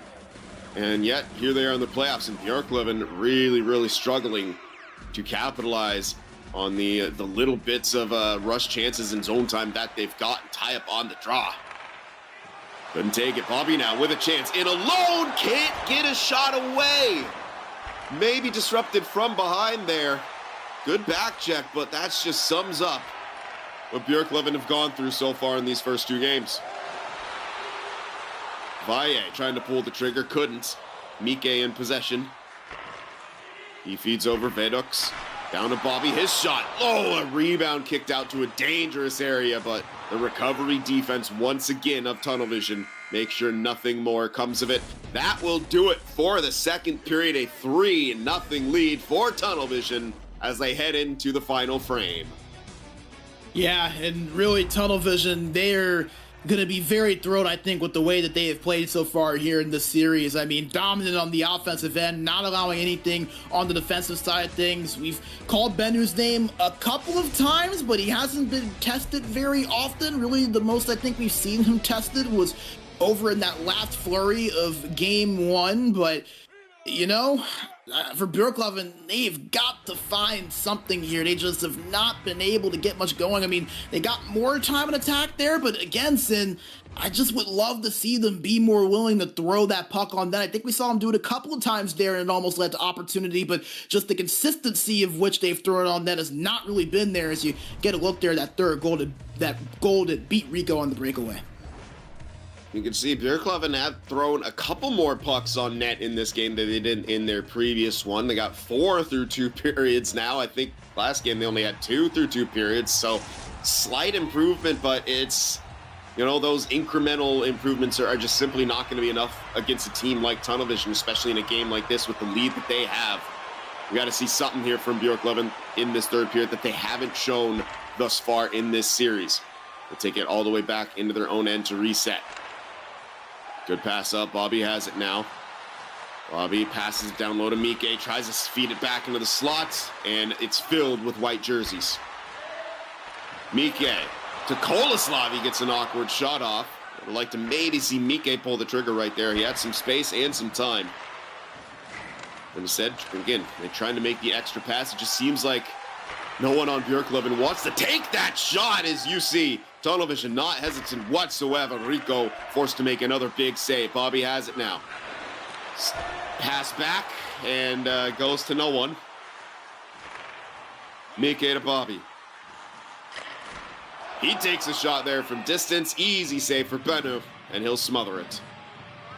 I like that there from Björklöven, a team that have not been able to really generate much cycle and much opportunity from it in this series. Did so right there. Nice puck movement, led to a good shot, and that tested Benu rather well, and he had to hold on to it. So signs of encouragement potentially there for Björklöven. Even if they aren't able to come back in this game, encouraging to see them get that offensive generation on that play.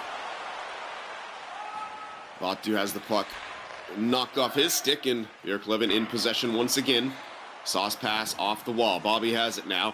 He gets that one knocked off his stick by Wenger, and a counterattack coming now for Tunnel Vision. Vatu with support. Nice give and go with Leitinen right there. Once again, Rico makes the save. Yeah, and give Rico a lot of credit. He's held on well so far in this game. I mean, again, really only one of the goals so far throughout the series have beat him clean, and that was the most recent one, that backhand on the breakaway there that we saw from Picardi. So he's been about as good as he can be. Just the question again is, can Björklöven step up and find him a little bit of offense in front of him? Mike's pass through the neutral zone goes to no one. And Vatu will counterattack back the other way. Nice stop along the half wall. Leitinen gets the puck, takes the shot. Rico makes the save. Vatu behind the net now. Back up top to Tombo. Dodges the pressure. Leitinen looking for a backhand, had it knifed off of his stick. And Björklöven here, a little bit of space. Valle, nice one-touch deke feeds Kolaslav, forces a save out of Benu again. Puck all the way down. Goaltender gets it, just flung it up the ice right there. And that will count as a giveaway of possession. Tunnel Vision, turnover right there. Kolaslav has the puck, back to Mike, back to Kolaslav, trying that one more pass to the slot, taken away, and here's the counterattack. Breakaway for Vatu, in alone, he scores! Tunnel Vision may have just sunk the dagger into the hearts of Björklöven here. They take a 4-0 lead. And that is how quickly it happens with this Tunnel Vision team. You think you maybe have something in the offensive zone. You're trying to get that puck in some high danger areas. You lose it, Tunnel Vision picks it up, and then all of a sudden you're watching them off to the race that's counter-attacking for a 2-on-1, which leads to a breakaway and then a goal that beats Rico. That's what we talked about with this Tunnel Vision team. They thrive in situations like that. We've seen it throughout this series so far, and as you mentioned, Sid, I think that one right there, it feels like the dagger. Pass down low, Bobby has it. Björklöven getting a cycle going, and no shot comes from it. Valle will take the puck off the turnover. Bobby trying to get that one in, contending with Wenger, and Wenger gets the better of him. Batu, not enough stamina left, will just take that one wide and try to establish the offensive zone for Tunnel Vision. They succeed in doing so. Tombo tries a windmill deke to the inside. Bobby has the puck now. Pass in front. Valle stops up. Decent bit of patience right there, but Bennett not facing much action, but he's on point when he's been called upon. Valle once again trying to sauce that one through, doesn't go. Batu up to Leitinen. Leitinen, nice hit. Nice pass to the trailer there, and well, this is a team that can afford to make that extra pass right there. Wenger opts to try to give a tap in to Leitinen. The angle wasn't quite there at the end. Oh, Mike scores! I wasn't sure if he was going to get to that puck in time. He does get to it, and Björklöven finally get a goal. And good for Björklöven. You hate to see a team get shut out in both of the first two games of a series, but, you know, not even just being able to get to that puck. Look how quickly he got the forehand right there. I am stunned that he was able to get that over that right side so quickly. Almost impossible for Bennu to be able to react to that. And the craziest thing is he almost made the save off of that left toe of the pad. So nearly a stellar play from Bennu, but good for Björklöven able to get it after that 2-0 shutout in game one, and they're on the verge of a 4-0 shutout here in game number two. So good for them to find that. Bobby with the puck right there, just back skating into everyone. Leitinen has it once more. Wenger to Leitinen with a shot. That one turned aside by Rico. Koloslav has it, 40 seconds remaining. They get another quick one, they can make it interesting, but they don't, and here comes a breakaway. Leitinen in alone, and he scores.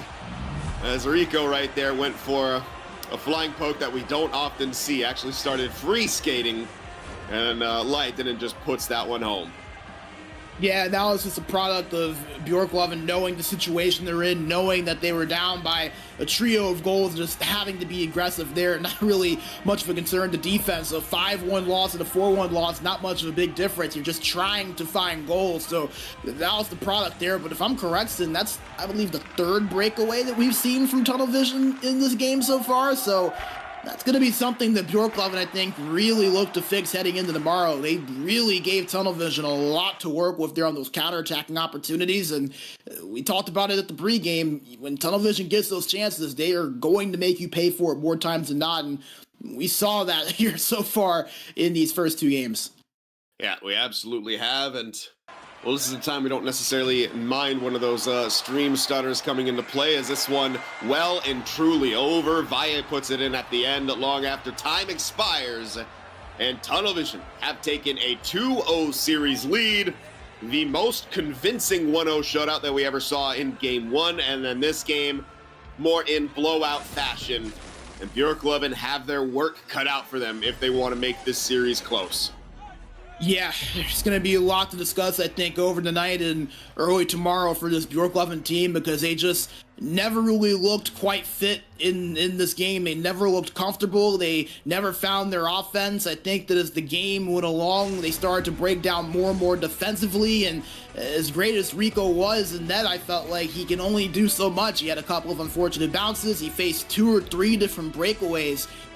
You know, they're going to have to tighten up, and this is a Björklöven team that, as we mentioned, played very well in the regular season. They split the season series with this team in the regular season, a 4-3 win and a 3-2 overtime loss. So they gained points in both games that they played, and you know, it just feels like they were never quite comfortable in either of these first two games. And for a Tunnel Vision team that allowed the 3rd most goals in the league, in the regular season, they sure didn't look like it there in those 2 games today. So I think a mix of tunnel vision playing much better than what we had seen them in the regular season and Björklöven playing much worse than we had seen them in the regular season.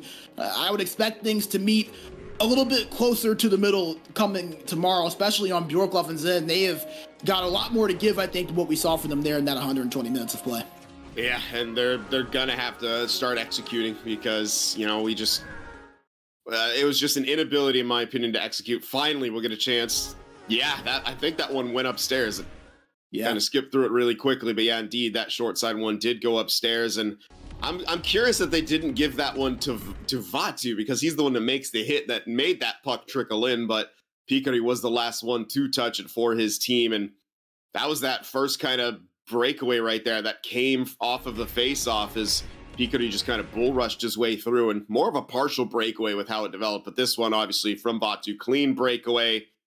The spread eagle from Rico couldn't quite make it matter, and this one was interesting. I thought for sure that puck was going to get to the back of the net or completely kill his angle, but he got it at the perfect time, was able to pull to the forehand, as you mentioned, and put that one home. And that one, of course, just a little bit of a flying poke check that didn't pan out there. It was a beating, really, that tunnel vision put on Björklöven in these 2 games, and they need to kind of recollect themselves, regroup, and figure out a way to come back and make this series a series, because whatever they were doing today, it simply wasn't working. Yeah, and I think that is a very concerning thing for Björklöven, just because it's one thing when you lose close like it did in game 1 and you're going into game 2 like, okay, we didn't play near our best, we only allowed 1 goal, it's okay, we have a lot of room to improve. But to see in game 2 that not only they didn't really find much improvement on the offensive end, but tunnel vision also really hit their stride on the offensive end. 5 goals, and again, 3 of them came off of breakaways. So as tunnel vision really found their way, it seems like Björklöven kind of stayed stagnant, and that stagnation wasn't at a high level. So, you know, there's going to be a lot of soul searching, I think, a lot of strategizing for this Björklöven team over the next 18 hours or so before they get into tomorrow.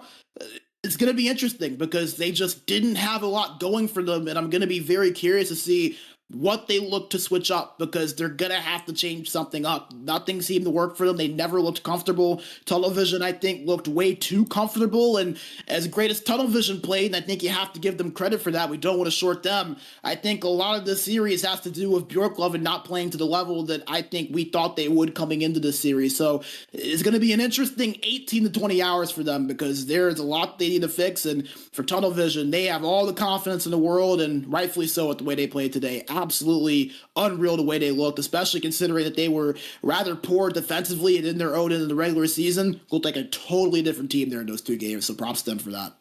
Absolutely. So that does it for the first 2 games of this first series. We will be setting the stage for Straikers and Unwanted in their first 2 games of their 7-game series. So we'll throw it to a break to get a word from our sponsors, so don't go anywhere.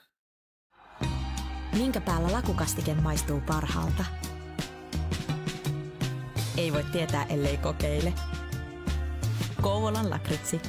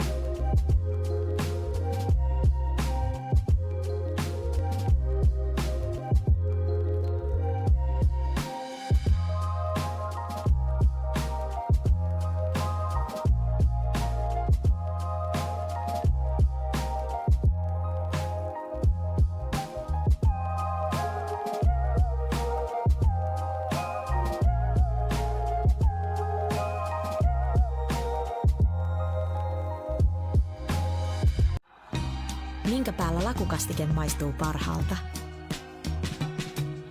Ei voi tietää, ellei kokeile. Kouvolan lakritsi.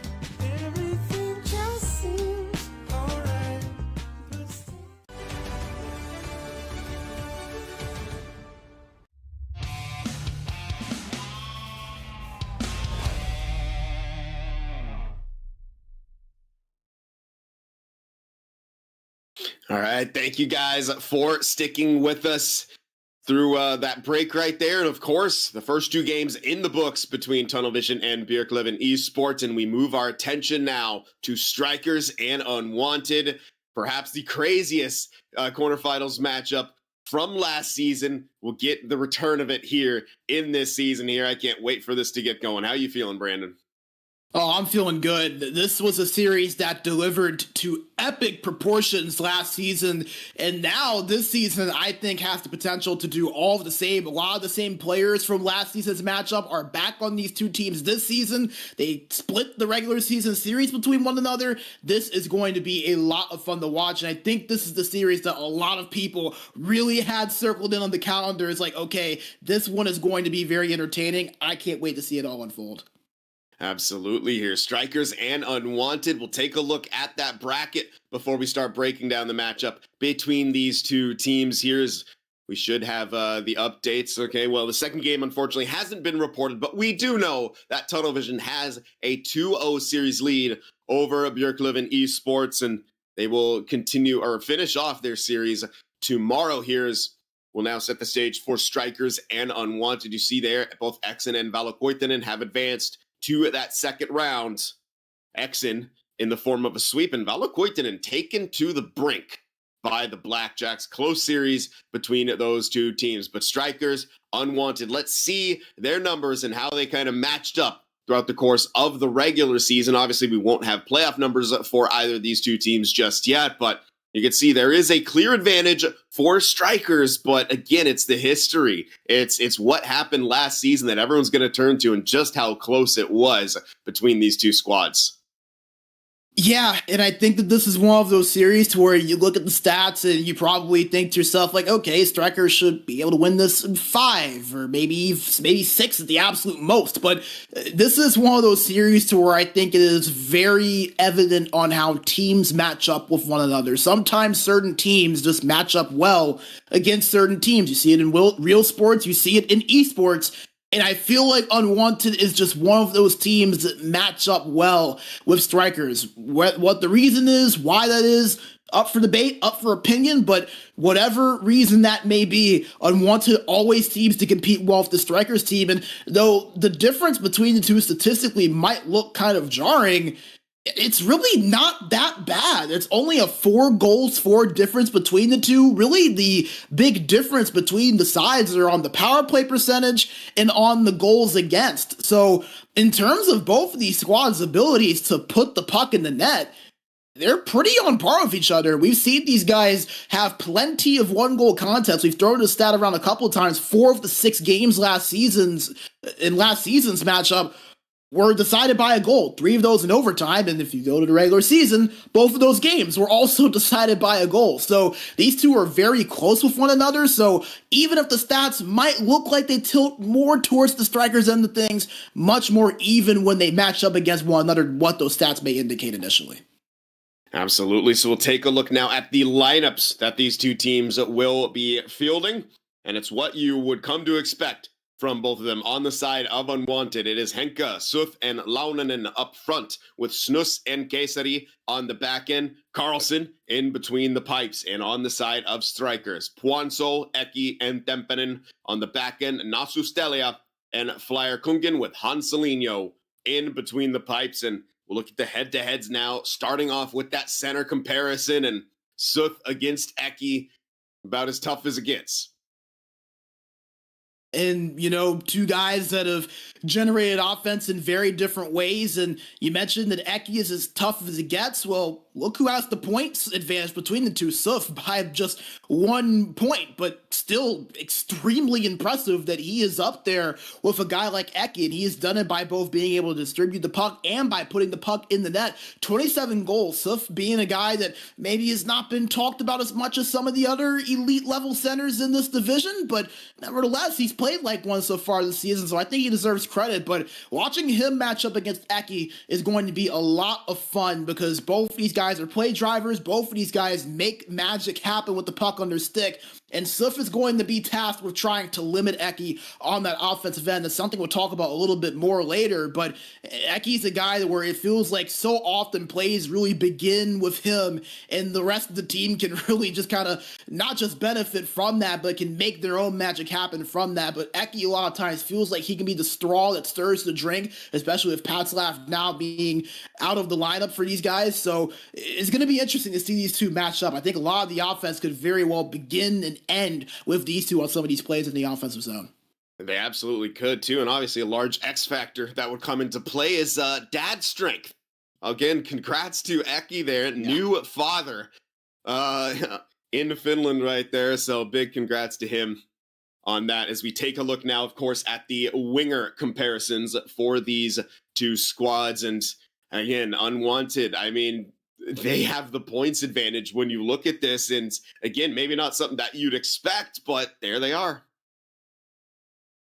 I mean, I think that's what this Unwanted team deserves a lot of credit for, is that you don't really hear their name talked about when you talk about these high-end offensive teams in this division. Typically, when you think of them, you think of Valkoitinen, you think of Tunnel Vision, you think of the Straikers team, but fourth in the league in goals for per game was Unwanted. And those two guys on the left side of your screen have a lot to do with that. Launex with 22 goals and Enka with 24. So both of them have been very good so far this season, and again, they're on par with two guys that have been great all season long. Puanso, one of the league's best goal scorers for forever now, seemingly. Both of them right with them. And then you have Tempinen, who has really emerged as a really good pickup for the Strikers team. 23 goals in the 22 games he's played. He has been stellar when he has been in the lineup. He's going to be somebody to look out for as well. But it's going to be fun to see if Unwanted can continue that offensive production against the Strikers team that defensively have been amazing and have one of the most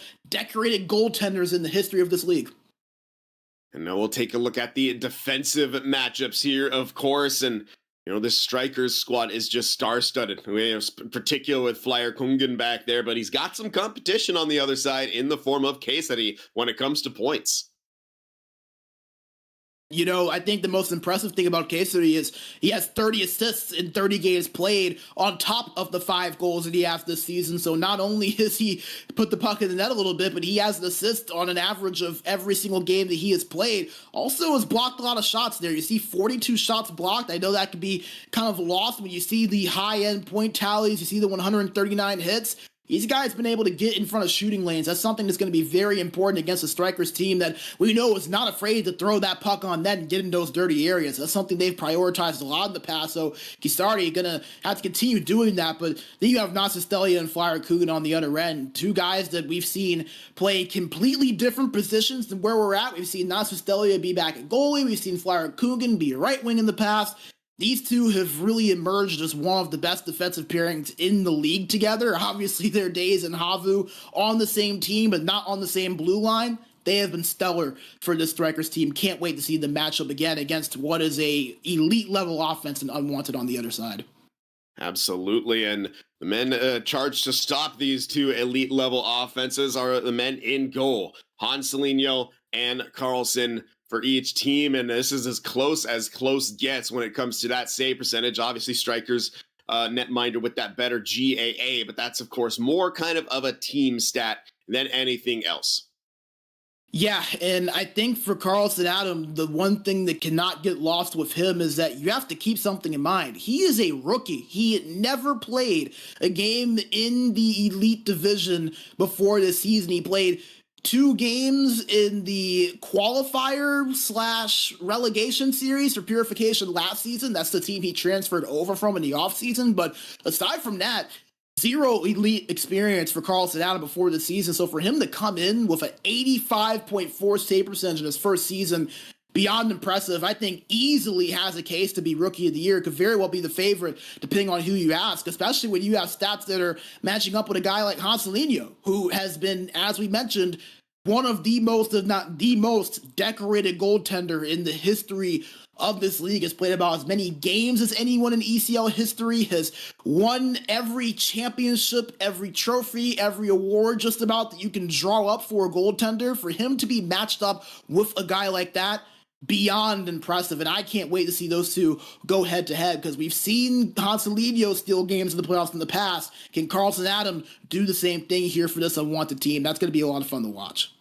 Definitely will be a lot of fun to watch, and we hope that these two teams are just about ready to get matched up so we can get to the watching here. As you know, this is something that we've been waiting for, and many would argue maybe we've saved the best for last, but I think that Björklöven and Blackjack series is going to give any series a run for its money with just how back and forth it was with all the drama and stuff that happened. But of course, the keys to success to get started here, we'll start with Unwanted and their beautiful Björklöven background. Yeah, they're just showing a little bit of support to the guys over at Björklöven, but nevertheless going to hope for a different result than what Björklöven got in those two games. But to the keys to success, number one, don't be afraid to shoot the puck. We've seen so many times against the Straikers team where they can really dominate a game in terms of possession, but they're one of those teams that don't just dominate in terms of possession. They are not afraid to put that puck on net, as he mentioned. Unwanted is going to have to be willing to shoot the puck when they have the chance. It's something they struggled with in the regular season.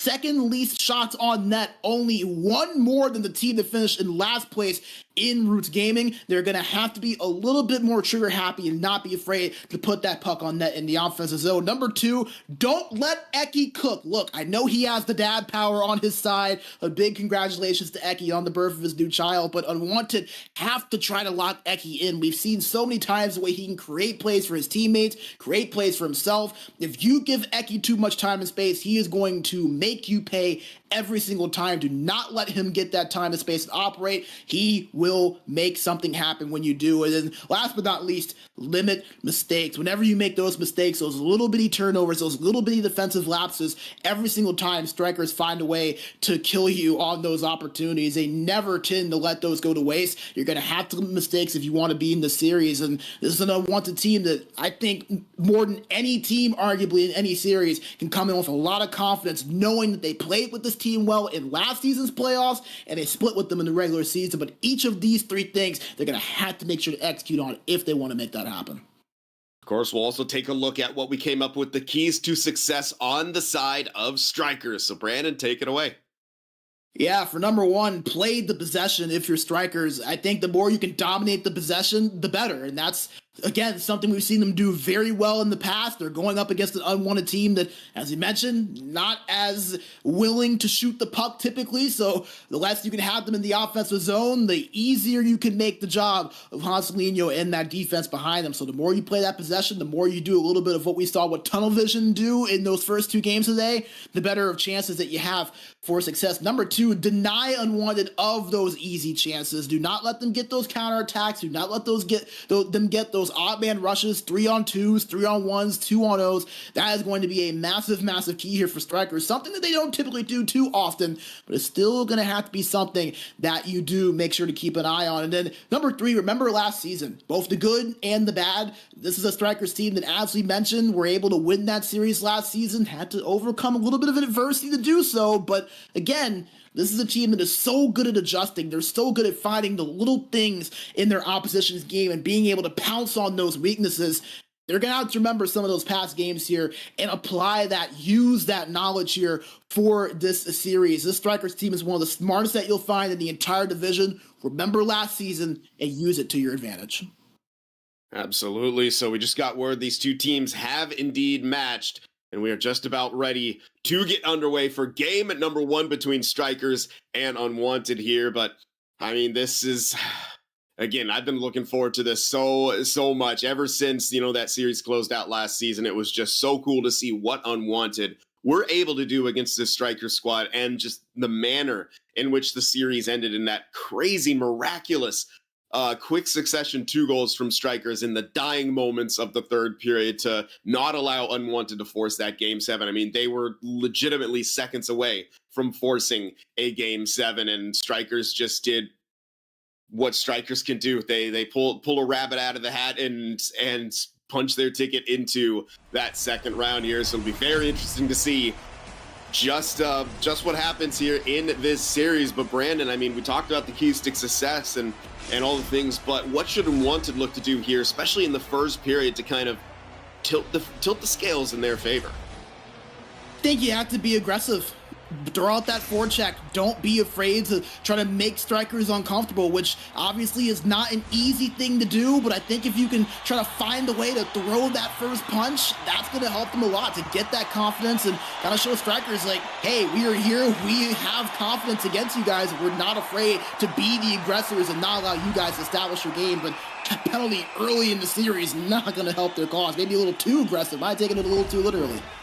Yeah, that's a bit unfortunate right there, as we're seeing Quesady sit in the box for 2 minutes here. And man, if that delayed penalty wasn't called either, we might have been able to see Henka going in on a breakaway there as he intercepted that D-to-D pass. But we are gonna see Straikers power play go to work right here for these 2 minutes. Number 1 power play in the league in the regular season, too, nearly 37%. So not a penalty you want to take. Missed pass right there by Nasser Stelia, so their power play doesn't get started off on the foot that they would want it to. They'll have to recollect it in their own end. Flyer Kungan now over to Eki. Works his way into the zone. Nasser Stelia will peel back. Juanso with the puck. Back up top to Eki. Eki creeps in, gets the shot, makes its way through, but Carlson with the save. Eki again. That one may have clipped off the side of the net or perhaps got the blocker. One-timer save by Carlson. Huge blast coming from Dempen in there. Boy, what a save by Carlson as we see Straikers already generating offense. We've called Eki's name a couple of times already. We saw them get that offensive opportunity with the one-timer. Perfect start to the power play for Straikers right now. And they do have full pressure as they won that face-off. Eki goes to the top of the umbrella. He creeps in, looks for the pass, doesn't connect. Juanso has it. Nasser Stelia now. Time expiring on the man advantage. Sauced out right there smartly. And Unwanted have killed that power play. Juanso now gets it to Nasser Stelia. He has it in the corner, goes back up top. Juanso looking for the deflection. Eki may have gotten a piece of it, but the save was made by Carlson. And here come Unwanted back the other way. Flyer Coogan with a nice poke, but Juanso in trouble, doesn't get that puck out. Nasser Stelia bumped as Launanen collects it behind the net, but only momentarily. He lost it. And Flyer Kungan coming back the other way for Straikers. Feeds Eki. Eki with the puck. Over to Juanso. Juanso takes the shot after a battle in the crease. Unwanted to get it out, coming back the other way. Swift now, over to Snus. He gets it to the middle. Swift over to Launanen. He's looking for that one-timer in the slot, but couldn't connect with Henka. And here comes Straikers back the other way. Juanso with the pass, a little bit bad on the angle. Couldn't get that one through. And here, momentarily, I was going to say, here come Unwanted back the other way with all kinds of speed. But so far, Straikers have done a great job negating that counterattack, which is, as we know, a large part of that Unwanted game. They've added other elements, but that's still a huge part. Dempen with the puck now trying to go to the backhand. It's a taken away. Juanso battling with Quesady. Quesady gets the better of him with that loose puck, but the forecheck of Straikers almost forced the turnover. Pass up to Henka. But Snus is offside. Yeah, and you know, that's a good point you mentioned there, Sid. And you almost feel like Unwanted's game, maybe not to the same level, but it kind of takes a variation of what we see Tunnel Vision like to do. They love to use that speed. They love to try to utilize the counterattack, and Straikers, they know that. Again, they played these guys 6 times in the playoffs last season. They played them twice in the regular season. They're plenty familiar enough with this team to know what they're going to want to do, and this is a Straikers team that is about as good as anyone in the world at making adjustments and executing on them. So you're seeing that come to play right now. Snus now with the puck off the missed pass, but the forecheck from Eki turns that puck over. He just rips a shot on the short side, and you can see the decisiveness from Straikers in which they're willing to pull that trigger and their aggression on the forecheck. Yeah, and that's what we talked about. They love to be able to shoot the puck, but they also have the zone time typically to match with it, which I think is something that goes to their advantage against a team that, as we mentioned, second least amount of shots in the league during the regular season. Dempinen pulls the trigger once again after that forecheck, forces yet another turnover here, and that's just gonna really cause problems for Unwanted here. You see the time on attack advantage already. Straikers are doubling them up, and Unwanted having a tough time getting out of their zone, and when you're failing to get out of the zone, you're not gonna be able to get that counterattack going. A very rare jump from Eki off that faceoff will create some space there, but great defense right there from Flyer Kungen to nullify that. Guanso now over to Dempinen. He takes a shot from distance. Easy save for Carlson, who will smother and see a slash after the whistle here as some extracurriculars, but cooler heads prevail. Yeah, and I have to agree with you, said Unwanted. They've got to find a way to get out of their own zone and establish something on the opposite end. It just feels like Straikers have them hemmed in there, and they just haven't had much answer for it. It feels a little bit similar to what we saw from Björklöven in those first two games, so we'll see if they can adjust and get things going, but right now, Straikers, they have pretty much forced their game on Unwanted, and they just haven't had much response for it. Nasu Stelia collects that puck, feeds it to Eki. In some trouble here, try to get the forecheck going, but they fail to knock the puck loose. Snus gets the zone momentarily, then nice support coming in there from the wingers. There was a quick shot on. Another quick shot there by Eki looking for the rebound. Flyer Kungen in some trouble right here. Launinen, one-touch deke to the middle. Sauces that one on, they score! Not too sure if that was a set play or a missed pass, but it has a terrific result from Unwanted as Henka tucks that one home. I think people in the Rocket League world would call that calculated. That doesn't look like that was a set play there. So I think he was going for that softer pass, and it just went off the pads of Hanselinho, and right place, right time was Laune to put that one in. So, good job there from Unwanted to get on the counterattack. We mentioned how that was a big part of their offense. They got a chance there, and we talk about it all the time. You put that puck near the net, you never know what's going to happen. And Unwanted, they get rewarded with the first goal. Unwanted strike first here. Time running low in this first period, but Straikers on the counterattack now. Delayed penalty. Yeah, delayed penalty here. Flyer Kungen's pass to Puanso. The touch will happen, but another power play for Straikers here, and Unwanted playing with fire. We didn't put it in the keys to the game, and I kind of wish I would have now, but this is an Unwanted team that, we talked about it, they're going against the #1 power play in the division at 36% for Straikers. The more you give them those opportunities, the more likely it is that they're going to convert on one of them. So they have got to stay out of the box here. You said it perfectly there, said they are playing with fire the more they continue to take these penalties. The turnover was forced loose in front, and Snus in great position to pick up that loose puck. That one just going to be sauced out right there as it was getting dangerous for Unwanted. The good news for them is this power play will be split between two periods. Eki has it. Pass over to Dempinen. Great save by Carlson. Looking for Puanso on the short side. Sauced out once again. We will have one more rush for Straikers here in the real-time last 10 seconds. Puanso knocked off his stick. Nasastelli has it. Dempinen backhand off the post!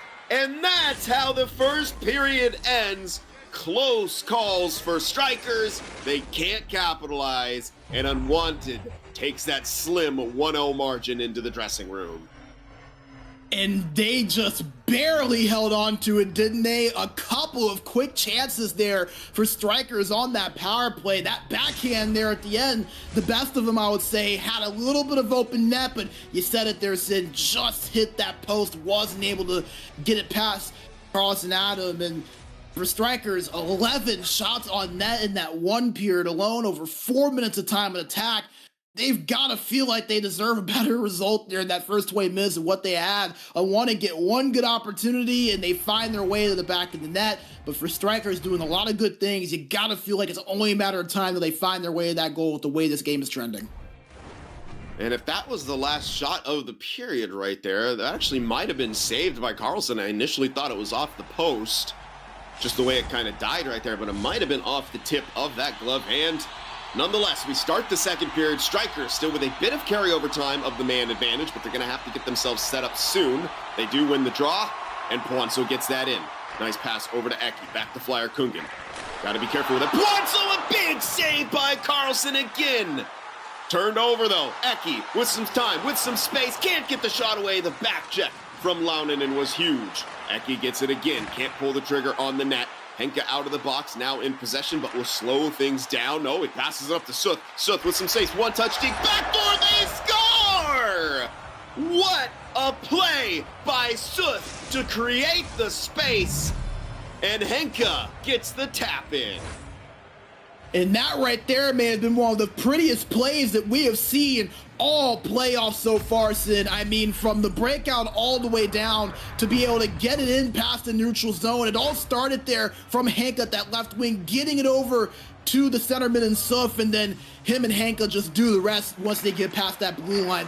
Beautiful play between those two forwards, and Unwanted with a 2-0 lead. Shocking considering the way Straikers have played so far in this game.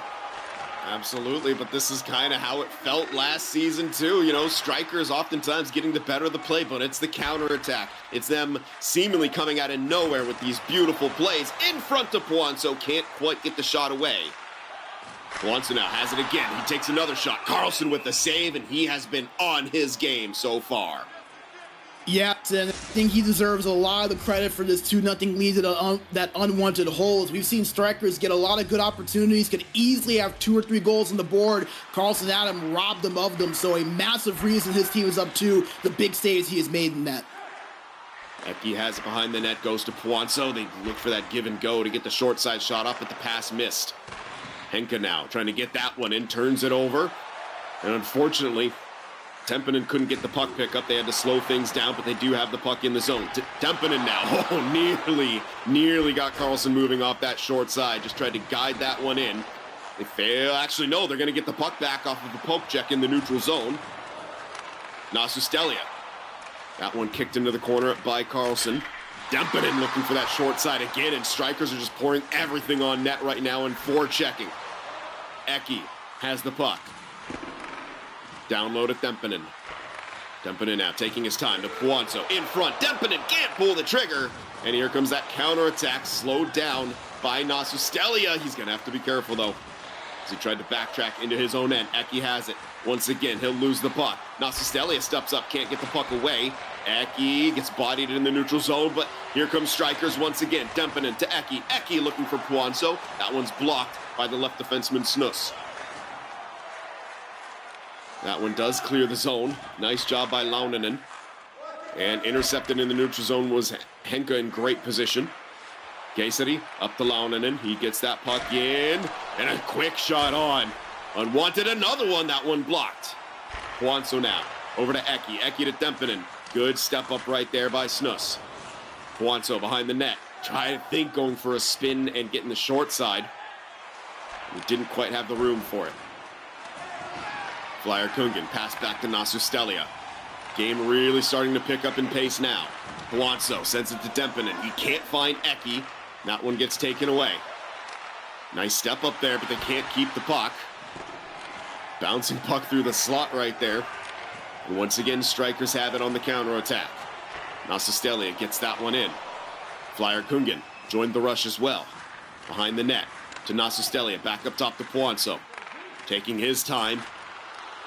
Straikers looking to get things going here in the offensive end, but a turnover there will feed Unwanted's counterattack. That one should go for icing, and it does right as Hansolino was auto trying to grab that puck.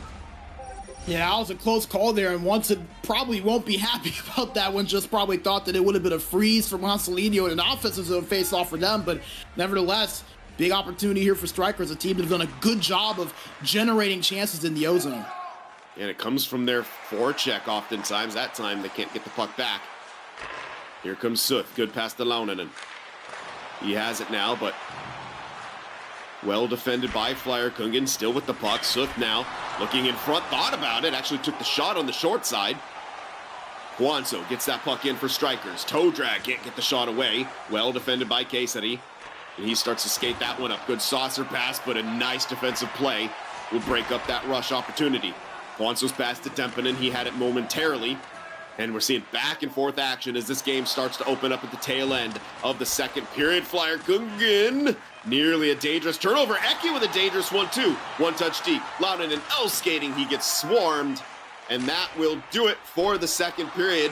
One more shot all the way from the other side of the ice. And Unwanted a 2-0 lead. Yeah, and you know, give them credit. They have taken advantage of opportunities. As you get a look at that goal that gave them the 2-0 lead. Just a beautiful play there between Suf and Hanka to make that happen. The one-touch deke, the pass from behind, hitting Hanka in stride, going in for the goal. But you know, it feels like Straikers would have a goal already in this game, but they just have not been able to find the back of the net. 16 shots on net, 7-19 time on attack. I mean, I promise I don't mean to pile on Björklöven by saying this, but I'm pretty sure that both the shots on net and the time on attack are double of what Björklöven had in the first 2 games we saw from them combined. So Unwanted, despite not having a lot of shots compared to them, not having a lot of attack compared to them, they've been opportunistic, and sometimes it is all it takes. Now, this game is far from over. The next goal is going to tell us a lot, either 2-1 or 3-0. It's going to be a massive swing goal here, but nevertheless, give Unwanted some credit. They're capitalizing when they need to. They have a 2-goal lead because of it. And this is feeling a whole heck of a lot as last season did, and I think I mentioned it there, but I will mention it once again. It just feels like that Jyväskylä and Färjestad matchup, the 8 versus 1 where we had that upset. It was just a team being opportunistic, capitalizing on those counterattacks against a team who was really, really good in getting all of his own time here. We'll see if Straikers can get something going. Great job by Eki there and maintain possession, but they couldn't do much with it afterwards. Pass up to Launen, and now Henka trying to get towards the front of the net. And again, every rush from Unwanted just feels dangerous. Eki now, Nasustelia, he gets tripped up. Yet another power play going to Straikers. This is a must-score situation, Brandon. This is one where Straikers have to capitalize. They've been blanked on the power play so far. We've mentioned it a few times. The league's best power play in the regular season. So this is something that you would have felt like Straikers had a good advantage in. But give Unwanted some credit. They've been able to hold serve on that PK so far. Can they do it at least one more time here? That's going to be a massive, massive opportunity for Straikers and a massive disappointment if they can't capitalize on it. Interesting. Okay, there's the offside notifier. I wasn't too sure if Flyer Kungen kept that in, but indeed it will be an offside. I'm interested to see here what the play looks like coming out of this face-off here from Straikers. Not able to win it. That's a huge one. They do get that puck back quickly. Puanso gets it in, will chase down the loose puck. Nasustelia now to Flyer Kungen. Eki in front, takes a shot. Carlson makes the save and finds the puck in his pads. And it feels like on some of these penalty kills, Unwanted is just kind of holding on as long as they can until they can clear that puck out. They're just relying on their goaltender and Carlson Adam to be in the right position, but they're also doing a good job staying well positioned defensively. They're not allowing Straikers to get a whole lot of space. I think they deserve some credit for that. Absolutely, and especially on the side of Suf, he's won every single face-off on this man advantage so far, I believe. Nasustelia now with the puck along the point. Surveying his options, goes back up top to Eki. Eki, his shot disrupted. Nasustelia has it poked off his stick. Eki will keep it alive. Puanso now over to Flyer Kungen. What a save by Carlson! Standing on his head at times for this Unwanted team. He is a huge reason that they maintain this lead and a huge reason that they have blanked Straikers so far on the man advantage. Straikers coming right back in on the attack.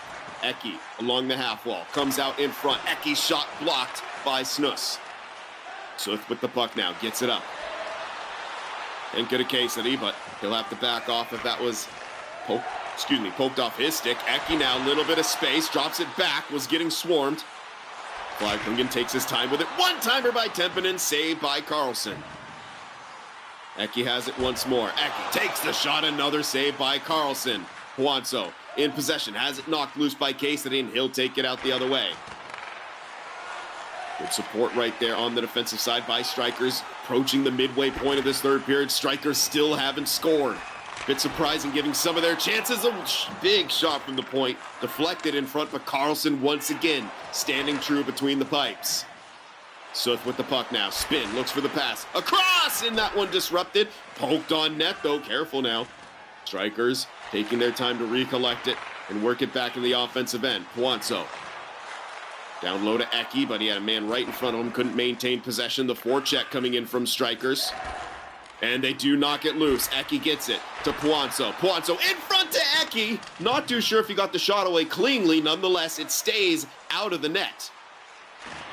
Desari now sends it back behind the net to Henka. Henka in front. Oh, huge save by Nasu Stelia. That was absolutely massive. If that one goes in, you might have to kiss this game goodbye. Eki now. Flyer Kungen with a shot. Carlson, another save. He has just been perfect in this game.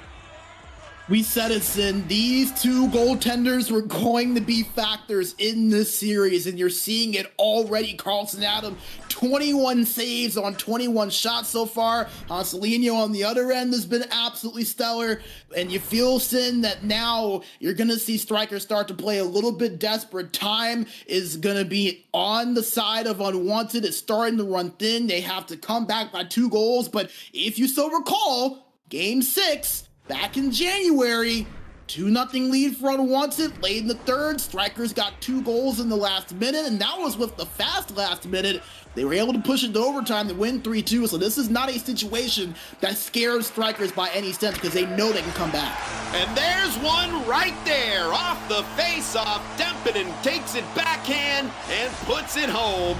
2-1 now, as Straikers get a quick one and have plenty of time to tie this game. And it's off of the face-off win, Sim. We've seen Suf be so good in the defensive zone draws, but that one he's not able to win. Eki able to just get enough of that for Templeton to come in, pick that puck up, and beat Carlson Adam on that backhand play. And we just said it, this Straikers team has done this before against Unwanted. There was no need for them to really panic, and now you extend your life cycle just a little bit longer. Instead of having to come back and make 2 goals in 6 minutes, now you just need to make 1, and you've seen the puck go in the net. So all of that zone time, all of those shots, it feels a little bit more possible for one of those to go in now that you've seen one make it into the net. Neutral zone draw here after the offside. Straikers will get possession. Nasu Stelia. Unfortunately, they will go offside right there as Flyer Kungen couldn't quite hold up in time. 5:17 remaining. I'm interested to see how Unwanted looks coming after that goal. Do they start to get a little bit tight? Do they start to be a little bit too passive? Or do they continue to play their game? That'll be something to look out for over the next 5. Flyer Kungen gets that puck in. Guanso now over to Eki. Eki up top. DDD one-timer there, saved by Carlson. Good step up by Nasu Stelia to try to keep that alive, but bodied off the puck. Here comes Launinen. Back the other way. Fed Suk. Suk tried to go across right there. Tempinen intercepts. Every counterattack is dangerous. A nice shot on by Henka. Saved by Hanselino, who plays it out. Tempinen coming back the other way. Over to Flyer Kungen right there, but it was immediately taken away. Nearly turned over once again. Flyer Kungen getting that puck back, got the desperation pass into the corner. Nearly at the final minute here of the third period. Flyer Kungen to Eki. Eki bumped off the puck as he tried to cross the line. The blue line stand of Unwanted is being huge right now. Pass over to Suk, poked out. I think that's a manual flying poke check by Hanselino right there to knock that one out. Flyer Kungen, shot put on. Oh, nearly got the wraparound he wanted. Flyer Kungen now to Puanzo. Couldn't get it. Eki's shot blocked in front. Gotta get it out if you're Unwanted. Over to Eki. Puanzo. In front, Eki taking some swipes at it, and Carlson eventually finds it in the blue paint. And I was just going to say, I would call a timeout here if I'm Unwanted, because Straikers are starting to buzz. They've been in the defensive zone for a while. I would try to get some rest to talk things over for this last 30 seconds, but it feels like Unwanted, over on that last offensive possession, they went for that quick shot on net. I would have liked to have seen them play the possession game a little bit more there. You have the lead. I know you don't want to take your foot off the gas too much, but to me, killing the time and holding in the zone is more important than trying to go for that dagger there. Maybe just a little bit of the experience difference between Unwanted and Straikers showing itself a little bit there, because that could have been maybe 15 or 20 seconds off the clock. Instead, it's a turnover, and now Straikers are in the offensive zone with 37 seconds left. We'll see if that ends up coming back to bite them. Tie up on the draw. Flyer Kungen gets it, but gets bumped off the puck. I think I just saw a trip, and indeed I did. Unwanted getting a man advantage here. That's Nasu Stelia headed to the box. The last thing that Straikers needed. And the key now is just do not turn the puck over and just try to hold it. That is going to be the name of the game here for Unwanted. A massive penalty drawn there for them. Again, you just can't turn it over. You can't allow an odd man rush. That's the priority for Unwanted. You don't need a goal. You need possession. But Eki does win the face-off. Flyerkungen can't get it cleanly, but sauces it up to Poinso. Big counterattack. They missed the pass, though. Forecheck coming in. They do knock the puck loose. Flyerkungen gets it, but Eki can't get it off the loose puck. Soot takes it into the corner. Smart play there. Launen will stop behind the net. Knocked loose. Soot gets it back. Eki has it now, but he is all out of gas. But Flyerkungen is not. All kinds of speed, all kinds of space. Flyerkungen towards the net. Can't get that one in. Time will expire. And Unwanted will take game number 1 by a score of 2-1. And there was a bit of a pinch there in the neutral zone by Unwanted. It gave Straikers an odd man rush, but they weren't able to do anything with it. And Unwanted, you could argue, steals this game number 1 over Straikers. And Sid, you said it a few times, and I can't help but to repeat it.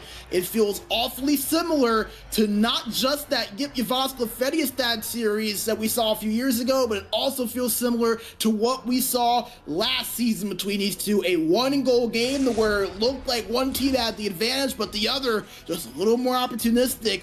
And all of a sudden, Unwanted, a 1-0 lead to start out this series. They steal the home ice advantage for what that's worth, and that's the goal right there that ends up being the game winner. And you're not going to find many prettier to win you a game 1 than that one right there.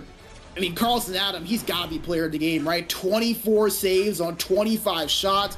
It kept Unwanted alive when the Straikers really seemed like they were going to get a goal there. And, you know, sometimes it's not the best team that wins. I'm not saying that Unwanted is undeserving, but I think it would be hard to disagree that Straikers had more opportunities. They had the better of chances. They had more zone time. They played rather well defensively. But again, when Unwanted got their chances, they took advantage of them. And the thing that I think really won them the game outside the goaltending, the penalty kill, absolutely stellar against the league's best power play in this game. Yeah, Strikers went 0 for 3. If you get 3 power plays with their percentage in the regular season, you expect 1 goal. They couldn't find it on the man advantage here, and that definitely did not help them much. But I think it really comes down to Carlson in that game. Some of the saves that he made were absolutely massive, and he was just locked in from puck drop all the way to finish. And now Striker's going to have to play from behind in this series here. Maybe not what we expected, but we expected it to be back and forth. And so far, it has been exactly that between these two teams throughout the course of how they've met in the playoffs, continuing to now this season. 1-0 for Unwanted in the series here. We'll see if Strikers can tie this one up or if they're going to be headed in to their second broadcast down 2-0. We'll set the stage for this game number 2 in just a few minutes, but first we'll get a word from our sponsors. Minkä päällä lakukastike maistuu parhaalta? Ei voi tietää, ellei kokeile. Kouvolan lakritsi.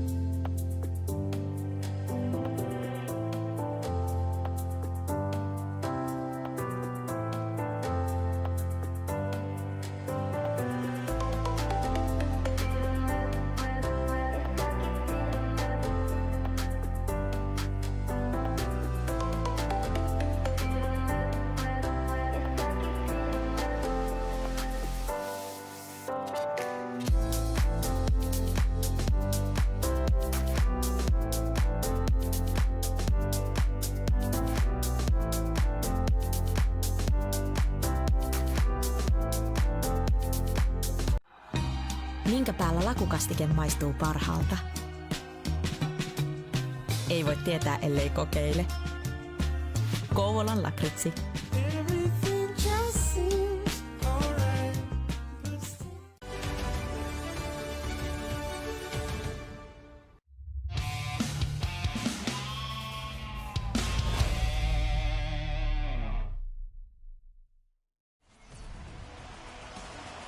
So we are ready for game number 2 between Straikers and Unwanted. Unwanted winning that game 1 by a score of 2-1 despite being heavily outpossessed and outshot. They did what we expected them to do, capitalized on the counterattack. They're an extraordinarily dangerous team, Brandon. Yeah, and I think that's what makes them so primed to be picked for these potential upsets is because of that play style. If they're able to lock things down on the defensive end and Carlson Adam is able to make those saves, they're such a tough team to beat because you're going to make mistakes. You can't keep the puck in the offensive zone for all 60 minutes, so those counterattacks are going to happen a couple of times a game, and Unwanted about as good as any team in the league at being able to capitalize on those. You saw that in game number 1. The question now is, can they replicate that in game number 2? Absolutely. And they're at the top of your screen, our Straikers, and now their road white jerseys, Unwanted. Bottom of your screen, and their home dark jerseys. Trying to get the counterattack going. Casey, nice feed right there, but it was disrupted by Flyer Kungen, who collects the puck in the end. Good pass up to Dempinen. He will gain the line. Loses the puck along the half wall.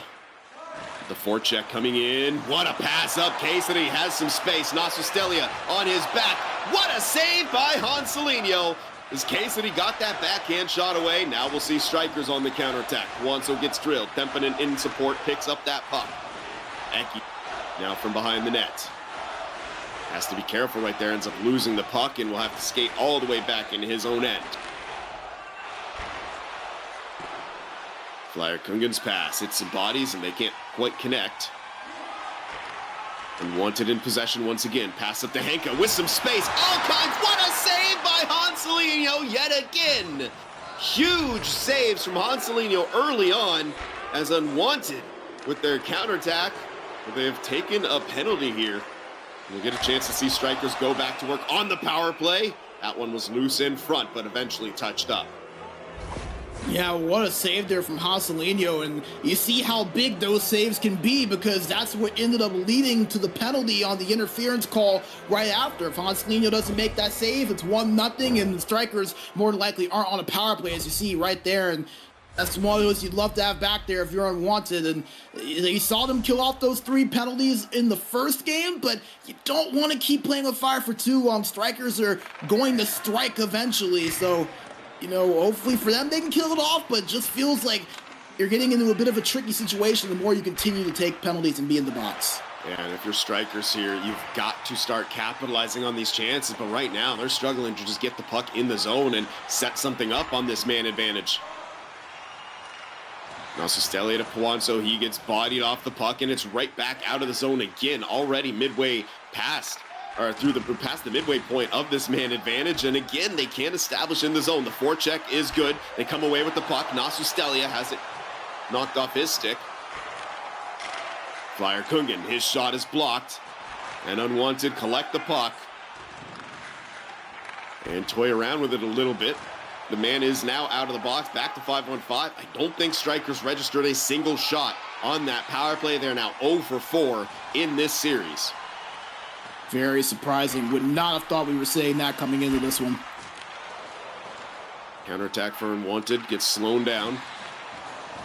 Puanzo again can't get it across the blue line, and that's the struggle right now for Straikers. They are having trouble getting it into the offensive zone and establishing the attack. What seemed to come easy for them in game 1 is now very, very tricky, and that spells trouble against this Unwanted team who have a strong counterattack, as we nearly saw another good chance for them there.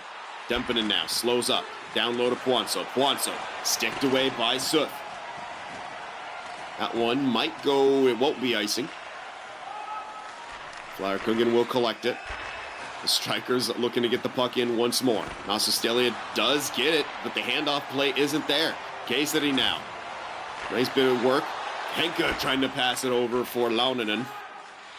And it's intercepted. Neither team's strengths have really come to fruition quite yet, but Straikers not even able to gain the blue line with any sort of cleanliness here. Launen in, careful right there, loose puck in front. Nasustelia nearly almost put it into the back of the net himself.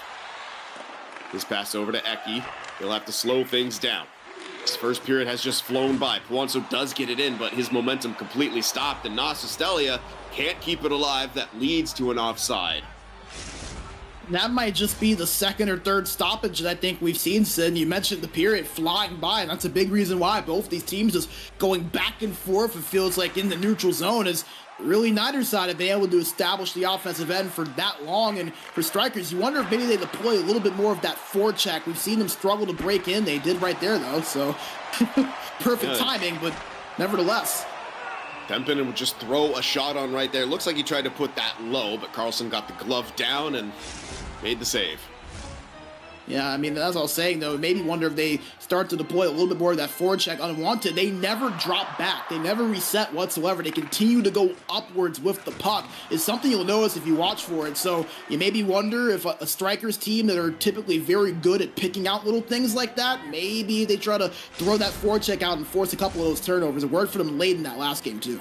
Yeah, it absolutely did. That was definitely a strength. I think maybe it's part of the fear factor of the counterattack where you don't want to commit too much to that forecheck here, but we'll see what happens. Flyer Kungen can't maintain possession of the puck for too long right now as the defensive unwanted is suffocating Straikers so far. Now the forecheck comes out. Henka, though, good job delaying. They do get the puck up the ice, but they don't get much further with it. Eki in possession. Flyer Kungen missed pass right there, and that's going to feed the rush. Henka poked off. Snus now has it. Snus trying to go in front right there. Launen in, can't get away. Does get a half shot off as time expires in this first period. No score at the end of 20. Plenty of action, nevertheless. These two teams going pretty much back and forth, and it was more of a defensive goaltending-based stalemate that we saw in that opening 20 minutes compared to what we saw in the 3 periods of game number 1. We saw Hans Deligno step up and make 2 or 3 massive saves to keep this in a scoreless tie, and we've seen Carlson Adam make a few there, and that one right there, that breakaway save, easily the best of the bunch so far, and I'm curious to see the stats and how they compare, and I mean, pretty even for the most part. Just a one-shot difference. Unwanted with 3 compared to 2 for Straikers. Really, the only big difference is the time of attack. Unwanted with just 54 seconds. Straikers with a little bit over 2 minutes. So Straikers not able to get as many shots this time around, which is interesting. But Unwanted, yet again, when they do get the zone time, they've taken advantage of it. That's been the story for them so far. It absolutely has, as we're getting a few look at some of the shots that these two teams have had, but it wasn't that much from either side, and that was a bit surprising for Straikers, who dominated possession and shots in the last game, really struggling to get themselves established, and that could spell doom for them, as we see every counterattack for Unwanted does look dangerous. Launen gets it off the face-off. Now Stelia, careful not to get caught flat-footed. They get the counterattack going themselves. Dempinen now gets the puck in, fed to Eki. Eki back to Dempinen. He looks for the short side, and Carlson makes the save. And, you know, I just kind of wonder, unless things do break open sooner rather than later, this does kind of have the feeling of one of those 1-0, 2-1 type scores, and we've seen that a lot from these two in the past. You just kind of get this feeling that it's going to be about opportunisticness, and it feels like the way this game is going, that plays into the hands of Unwanted. It absolutely does. As a counterattack coming out, they don't quite execute. Launen has it. Looking for the backdoor feed right there was Suth, but taken away, and something that really impresses me is Snus and Casey are always on the point. You know, every time that a counterattack is coming for Straikers, they almost seem to immediately snuff it out, and you're just seeing that difference. Nice poke check right there by Dempinen, but Puanzo unable to get to that puck. So Unwanted will have it once again. Another pass as they try to cross the line, doesn't go. Henka can't get it in cleanly. Nice pass up, Dempinen some space, but he loses that puck as he tried to cut towards the middle. Some space for Suth. He tried the one-touch deke, but it hit off the skate of Flyer Kungen.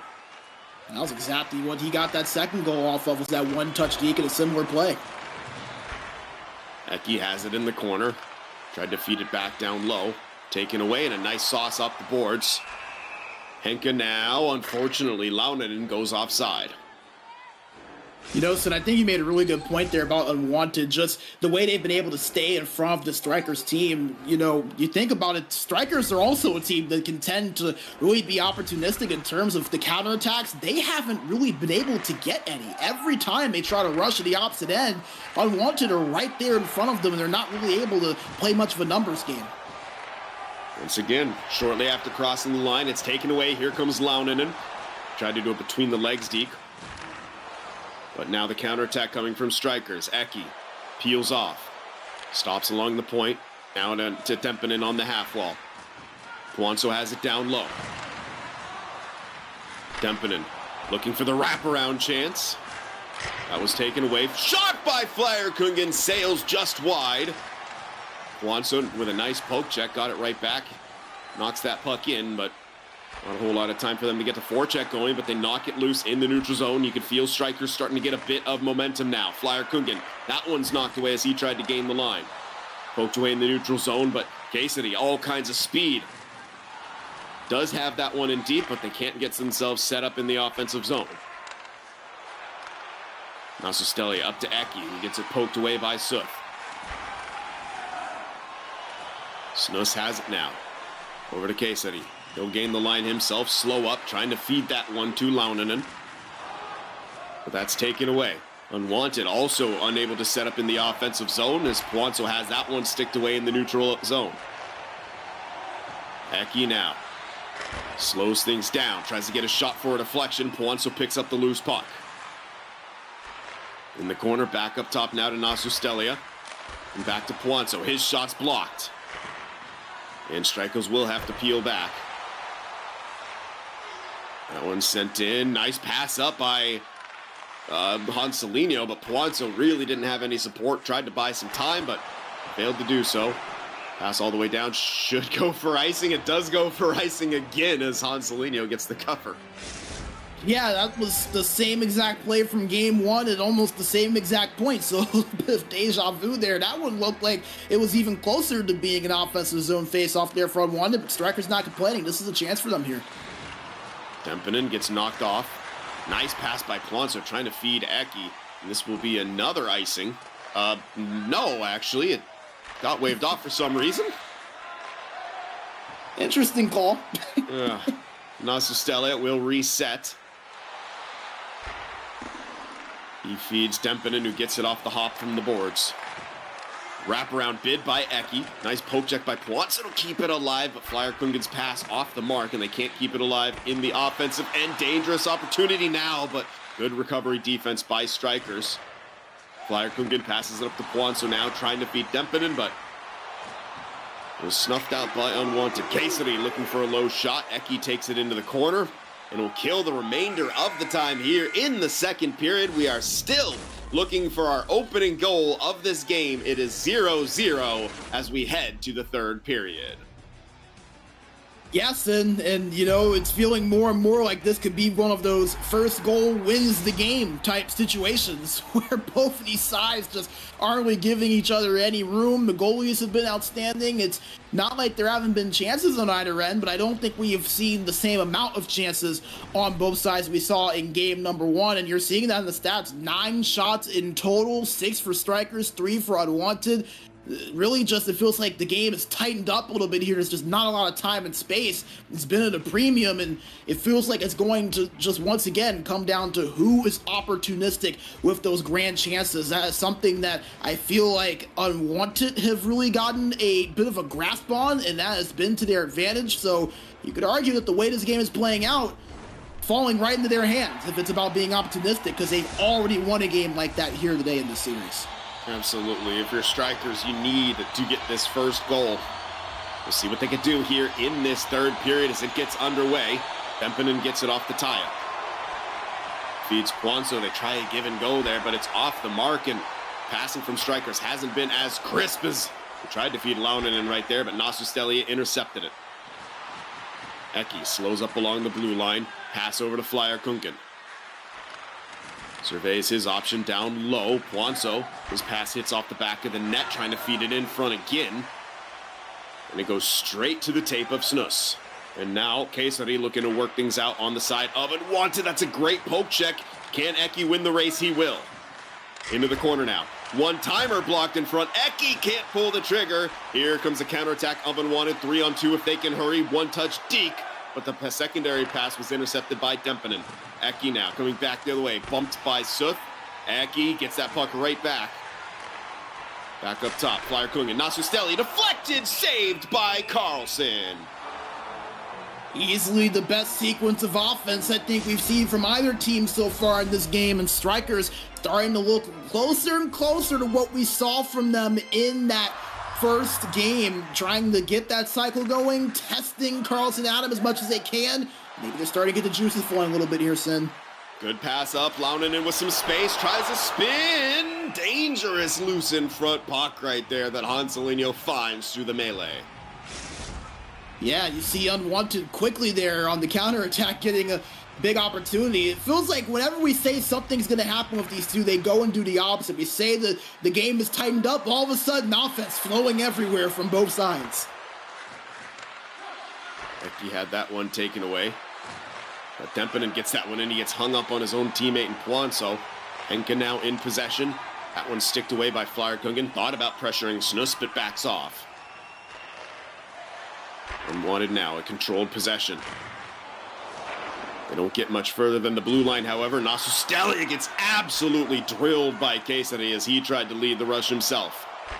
Snus now over to Henke. Henke down the left wing side with speed behind the net, looking to get that one out front to test the short side.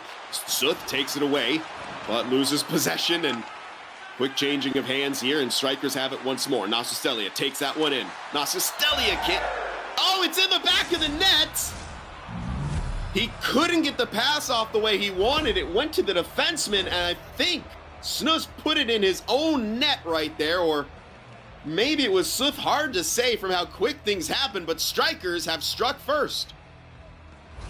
Yeah, no one made the angry I put it in animation for Unwanted, so I wonder if maybe that just hit off of Carlson and in, but nevertheless, Straikers aren't complaining. 1-0 lead for them. Sometimes in a game like this, it takes a goal that isn't the prettiest, but it finds the way in the back of the net. It all counts the same, and that's a big one for them in a game where goals have been a struggle here so far. And now they're going to have a 2-on-1 as Unwanted had to push for more offense. Dempinen, though, has to slow down. Eki to Nasustelli. Nasustelli shot. Poinso scores! And the floodgates have opened. Straikers get back-to-back goals and take a 2-0 lead here in game number 2. It's crazy, Sid, how just one or two plays can completely flip a game on its head. That's exactly what has happened here in the last 2 minutes. The kind of weird bounce goal there for Straikers, and then all of a sudden, right after that, they get another opportunity and they put it in past Carlson Adam. And this is a really good position for Straikers to be in, a 2-goal advantage against an unwanted team that, as he mentioned, do not shoot the puck very often. So very good position for Straikers to be in right now. They've got to feel good about where they stand. Dempinen has it. Nasustelli puts the puck on. He's going to have to hustle back now. Eki covering for him. That pass doesn't go. Flyer Kungen collects it behind the net, but pressured by Launinen. Launinen just tries to force that one through. It goes in, but we should see that one waved off. That's a whole lot of contact with the goaltender, Hanselinho. Yeah, I thought it right as it did get in. As you see right there, yeah, that's not going to count. I think you can maybe have an argument if you're Unwanted that Hanselinho couldn't have gotten to that puck anyways. They didn't really impede his ability to make the save, but nevertheless, who knows what goalie interference is anymore, and there was an awful lot of contact. Hard to say that I disagree with the call. Yeah, I mean, Launinen just kind of pushed that. Oh, speaking of which, breakaway now for Poinso. Was that a slap shot or did he misclick? It was. That was a slap shot, I think, there. I couldn't tell if it was a slap shot or if he went with a reverse hit thing. Nonetheless, a counterattack. Hanselinho with the save. This game has just gone off the rails all of a sudden these last 5 or 6 minutes. I mean, we went from a very calm, steady game to where defenses and goaltending were really destroyed. All of a sudden, just chances flying and chaos happening everywhere. Flyer Kungen with the puck now up to Eki. Eki past the Dempinen. Dempinen now takes it along the half wall. Poinso into the corner. Looking to kill a little bit of time. Gets it down low to Nasustelli. Yeah, just good job from Straikers getting that down low cycle, turnover force. Tempinen can't hop up on it. Henka will now have to hurry up to Launinen. We've poked off his stick. Support coming in from Flyer Kungen, but turned over. Kesari has it. Trying to go backdoor across the Launinen. Can't quite get through. Wanso gets it knocked off his stick, but Unwanted can't get it back in. They are running out of time. Approaching the real time last minute, and the puck is in Straikers' possession. Kungen to Eki, now to Puanso, who gains the line. He'll just take that one into the corner, tried to send that one down low, does get the puck back. Looked like he tried a reverse hit right there, but killed a few more precious seconds off of the clock as Unwanted are counterattacking. The pass intercepted by Eki, who gets it up the wall to Tempinen. Bumped off by Henka. One more attempt here from Unwanted to try to get a goal to bring this one back closer to even. Nice poke by Puanso right there. He does it once again before taking the hit. And Straikers are killing all kinds of time as Unwanted are scrambling, trying to get something. Bouncing puck in front. Tempinen has it. Takes his time up to Nasustelia. Numbers now 3-on-1. Puanso, man down on the ice, so he'll just take that one to the corner. They know they don't need the dagger, and that's the difference between that performance right there and what Unwanted was doing towards the end of last game. One more shot, perhaps. Sooth can't get it away. And Hanselino gets the shutout. Straikers strike back here in game number 2, taking it by a score of 2-0.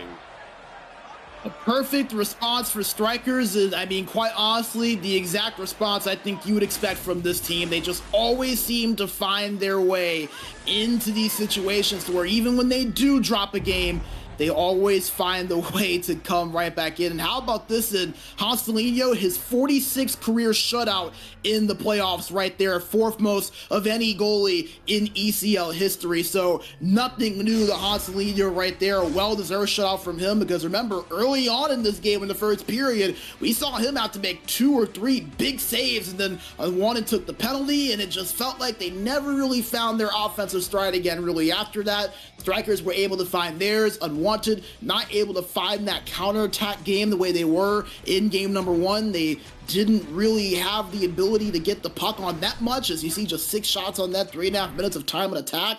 I think they did a better job defensively in that second game, but the offense just not there to match up with it. So a 1-1 series, I think that's about what people expected to come out of this game with. Yeah, absolutely. You're seeing just what happened on that opening goal. Here's in between Carlson's pads, and then he kind of shifted and knocked it in to his own net right here.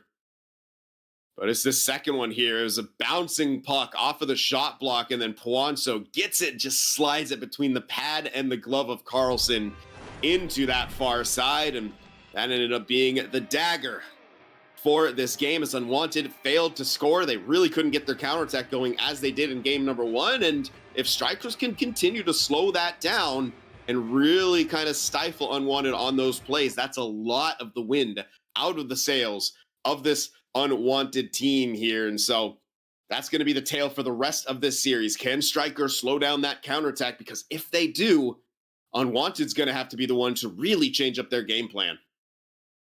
Yeah, and I think that if there is one critique that you would have of this Unwanted team is that despite the fact that they are the 4th highest goal scoring team in the league, they are a team that are, in my opinion, maybe a little over-reliant on the counterattack. 2nd least amount of shots per game this season. Only Roots Gaming averaged less, and that was only by 0.1. So essentially you have a team that shoots less than any team in the league. You know, it makes you a little bit over-reliant on having to create turnovers and having to utilize that counterattack. I think that Unwanted are going to have to try to find the way to be able to generate offensive chances when it is that even 5-on-5, because when Straikers aren't allowing those counterattacking opportunities, it just feels like Unwanted is really lacking an answer offensively. That was the difference, it felt like, between game 1 and game 2. Game 1, they had those chances. Game 2, they didn't. And it's interesting because they played much better defensively in game 2 and made less mistakes in game 2 than they did in game 1. But since that counterattack wasn't there, they couldn't generate the offense. Straikers were able to hold on long enough to get their offensive game going, and Unwanted just never really had the response for that because of that. Absolutely. So that will do it for today's action on the broadcast. We'll see if we have a schedule piece that we can throw up on screen for you for when these series are going to be concluded. We do know Björklöven and Tunnel Vision will be playing tomorrow.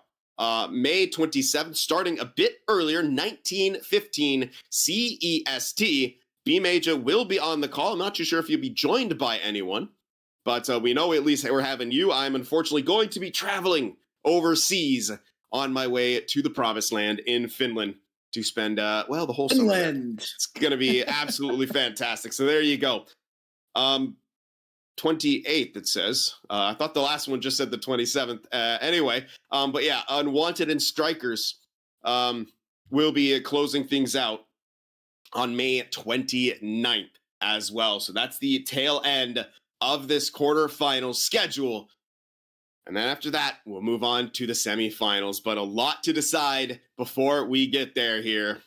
But that does it for us here at SportsGamer in today's broadcast. We'd like to thank all of you guys out there for watching and helping make the ECL what it is, which is a special, special league here in the European scene. We'd like to thank our sponsors, of course, Kovalan Lakritsi, for their continued support for SportsGamer and the ECL. And that does it. For Brandon, my name is Sin. We will see you guys all in some more ECL playoff action very soon. Minkä päällä lakukastike maistuu parhaalta? Ei voi tietää, ellei kokeile. Kouvolan lakritsi.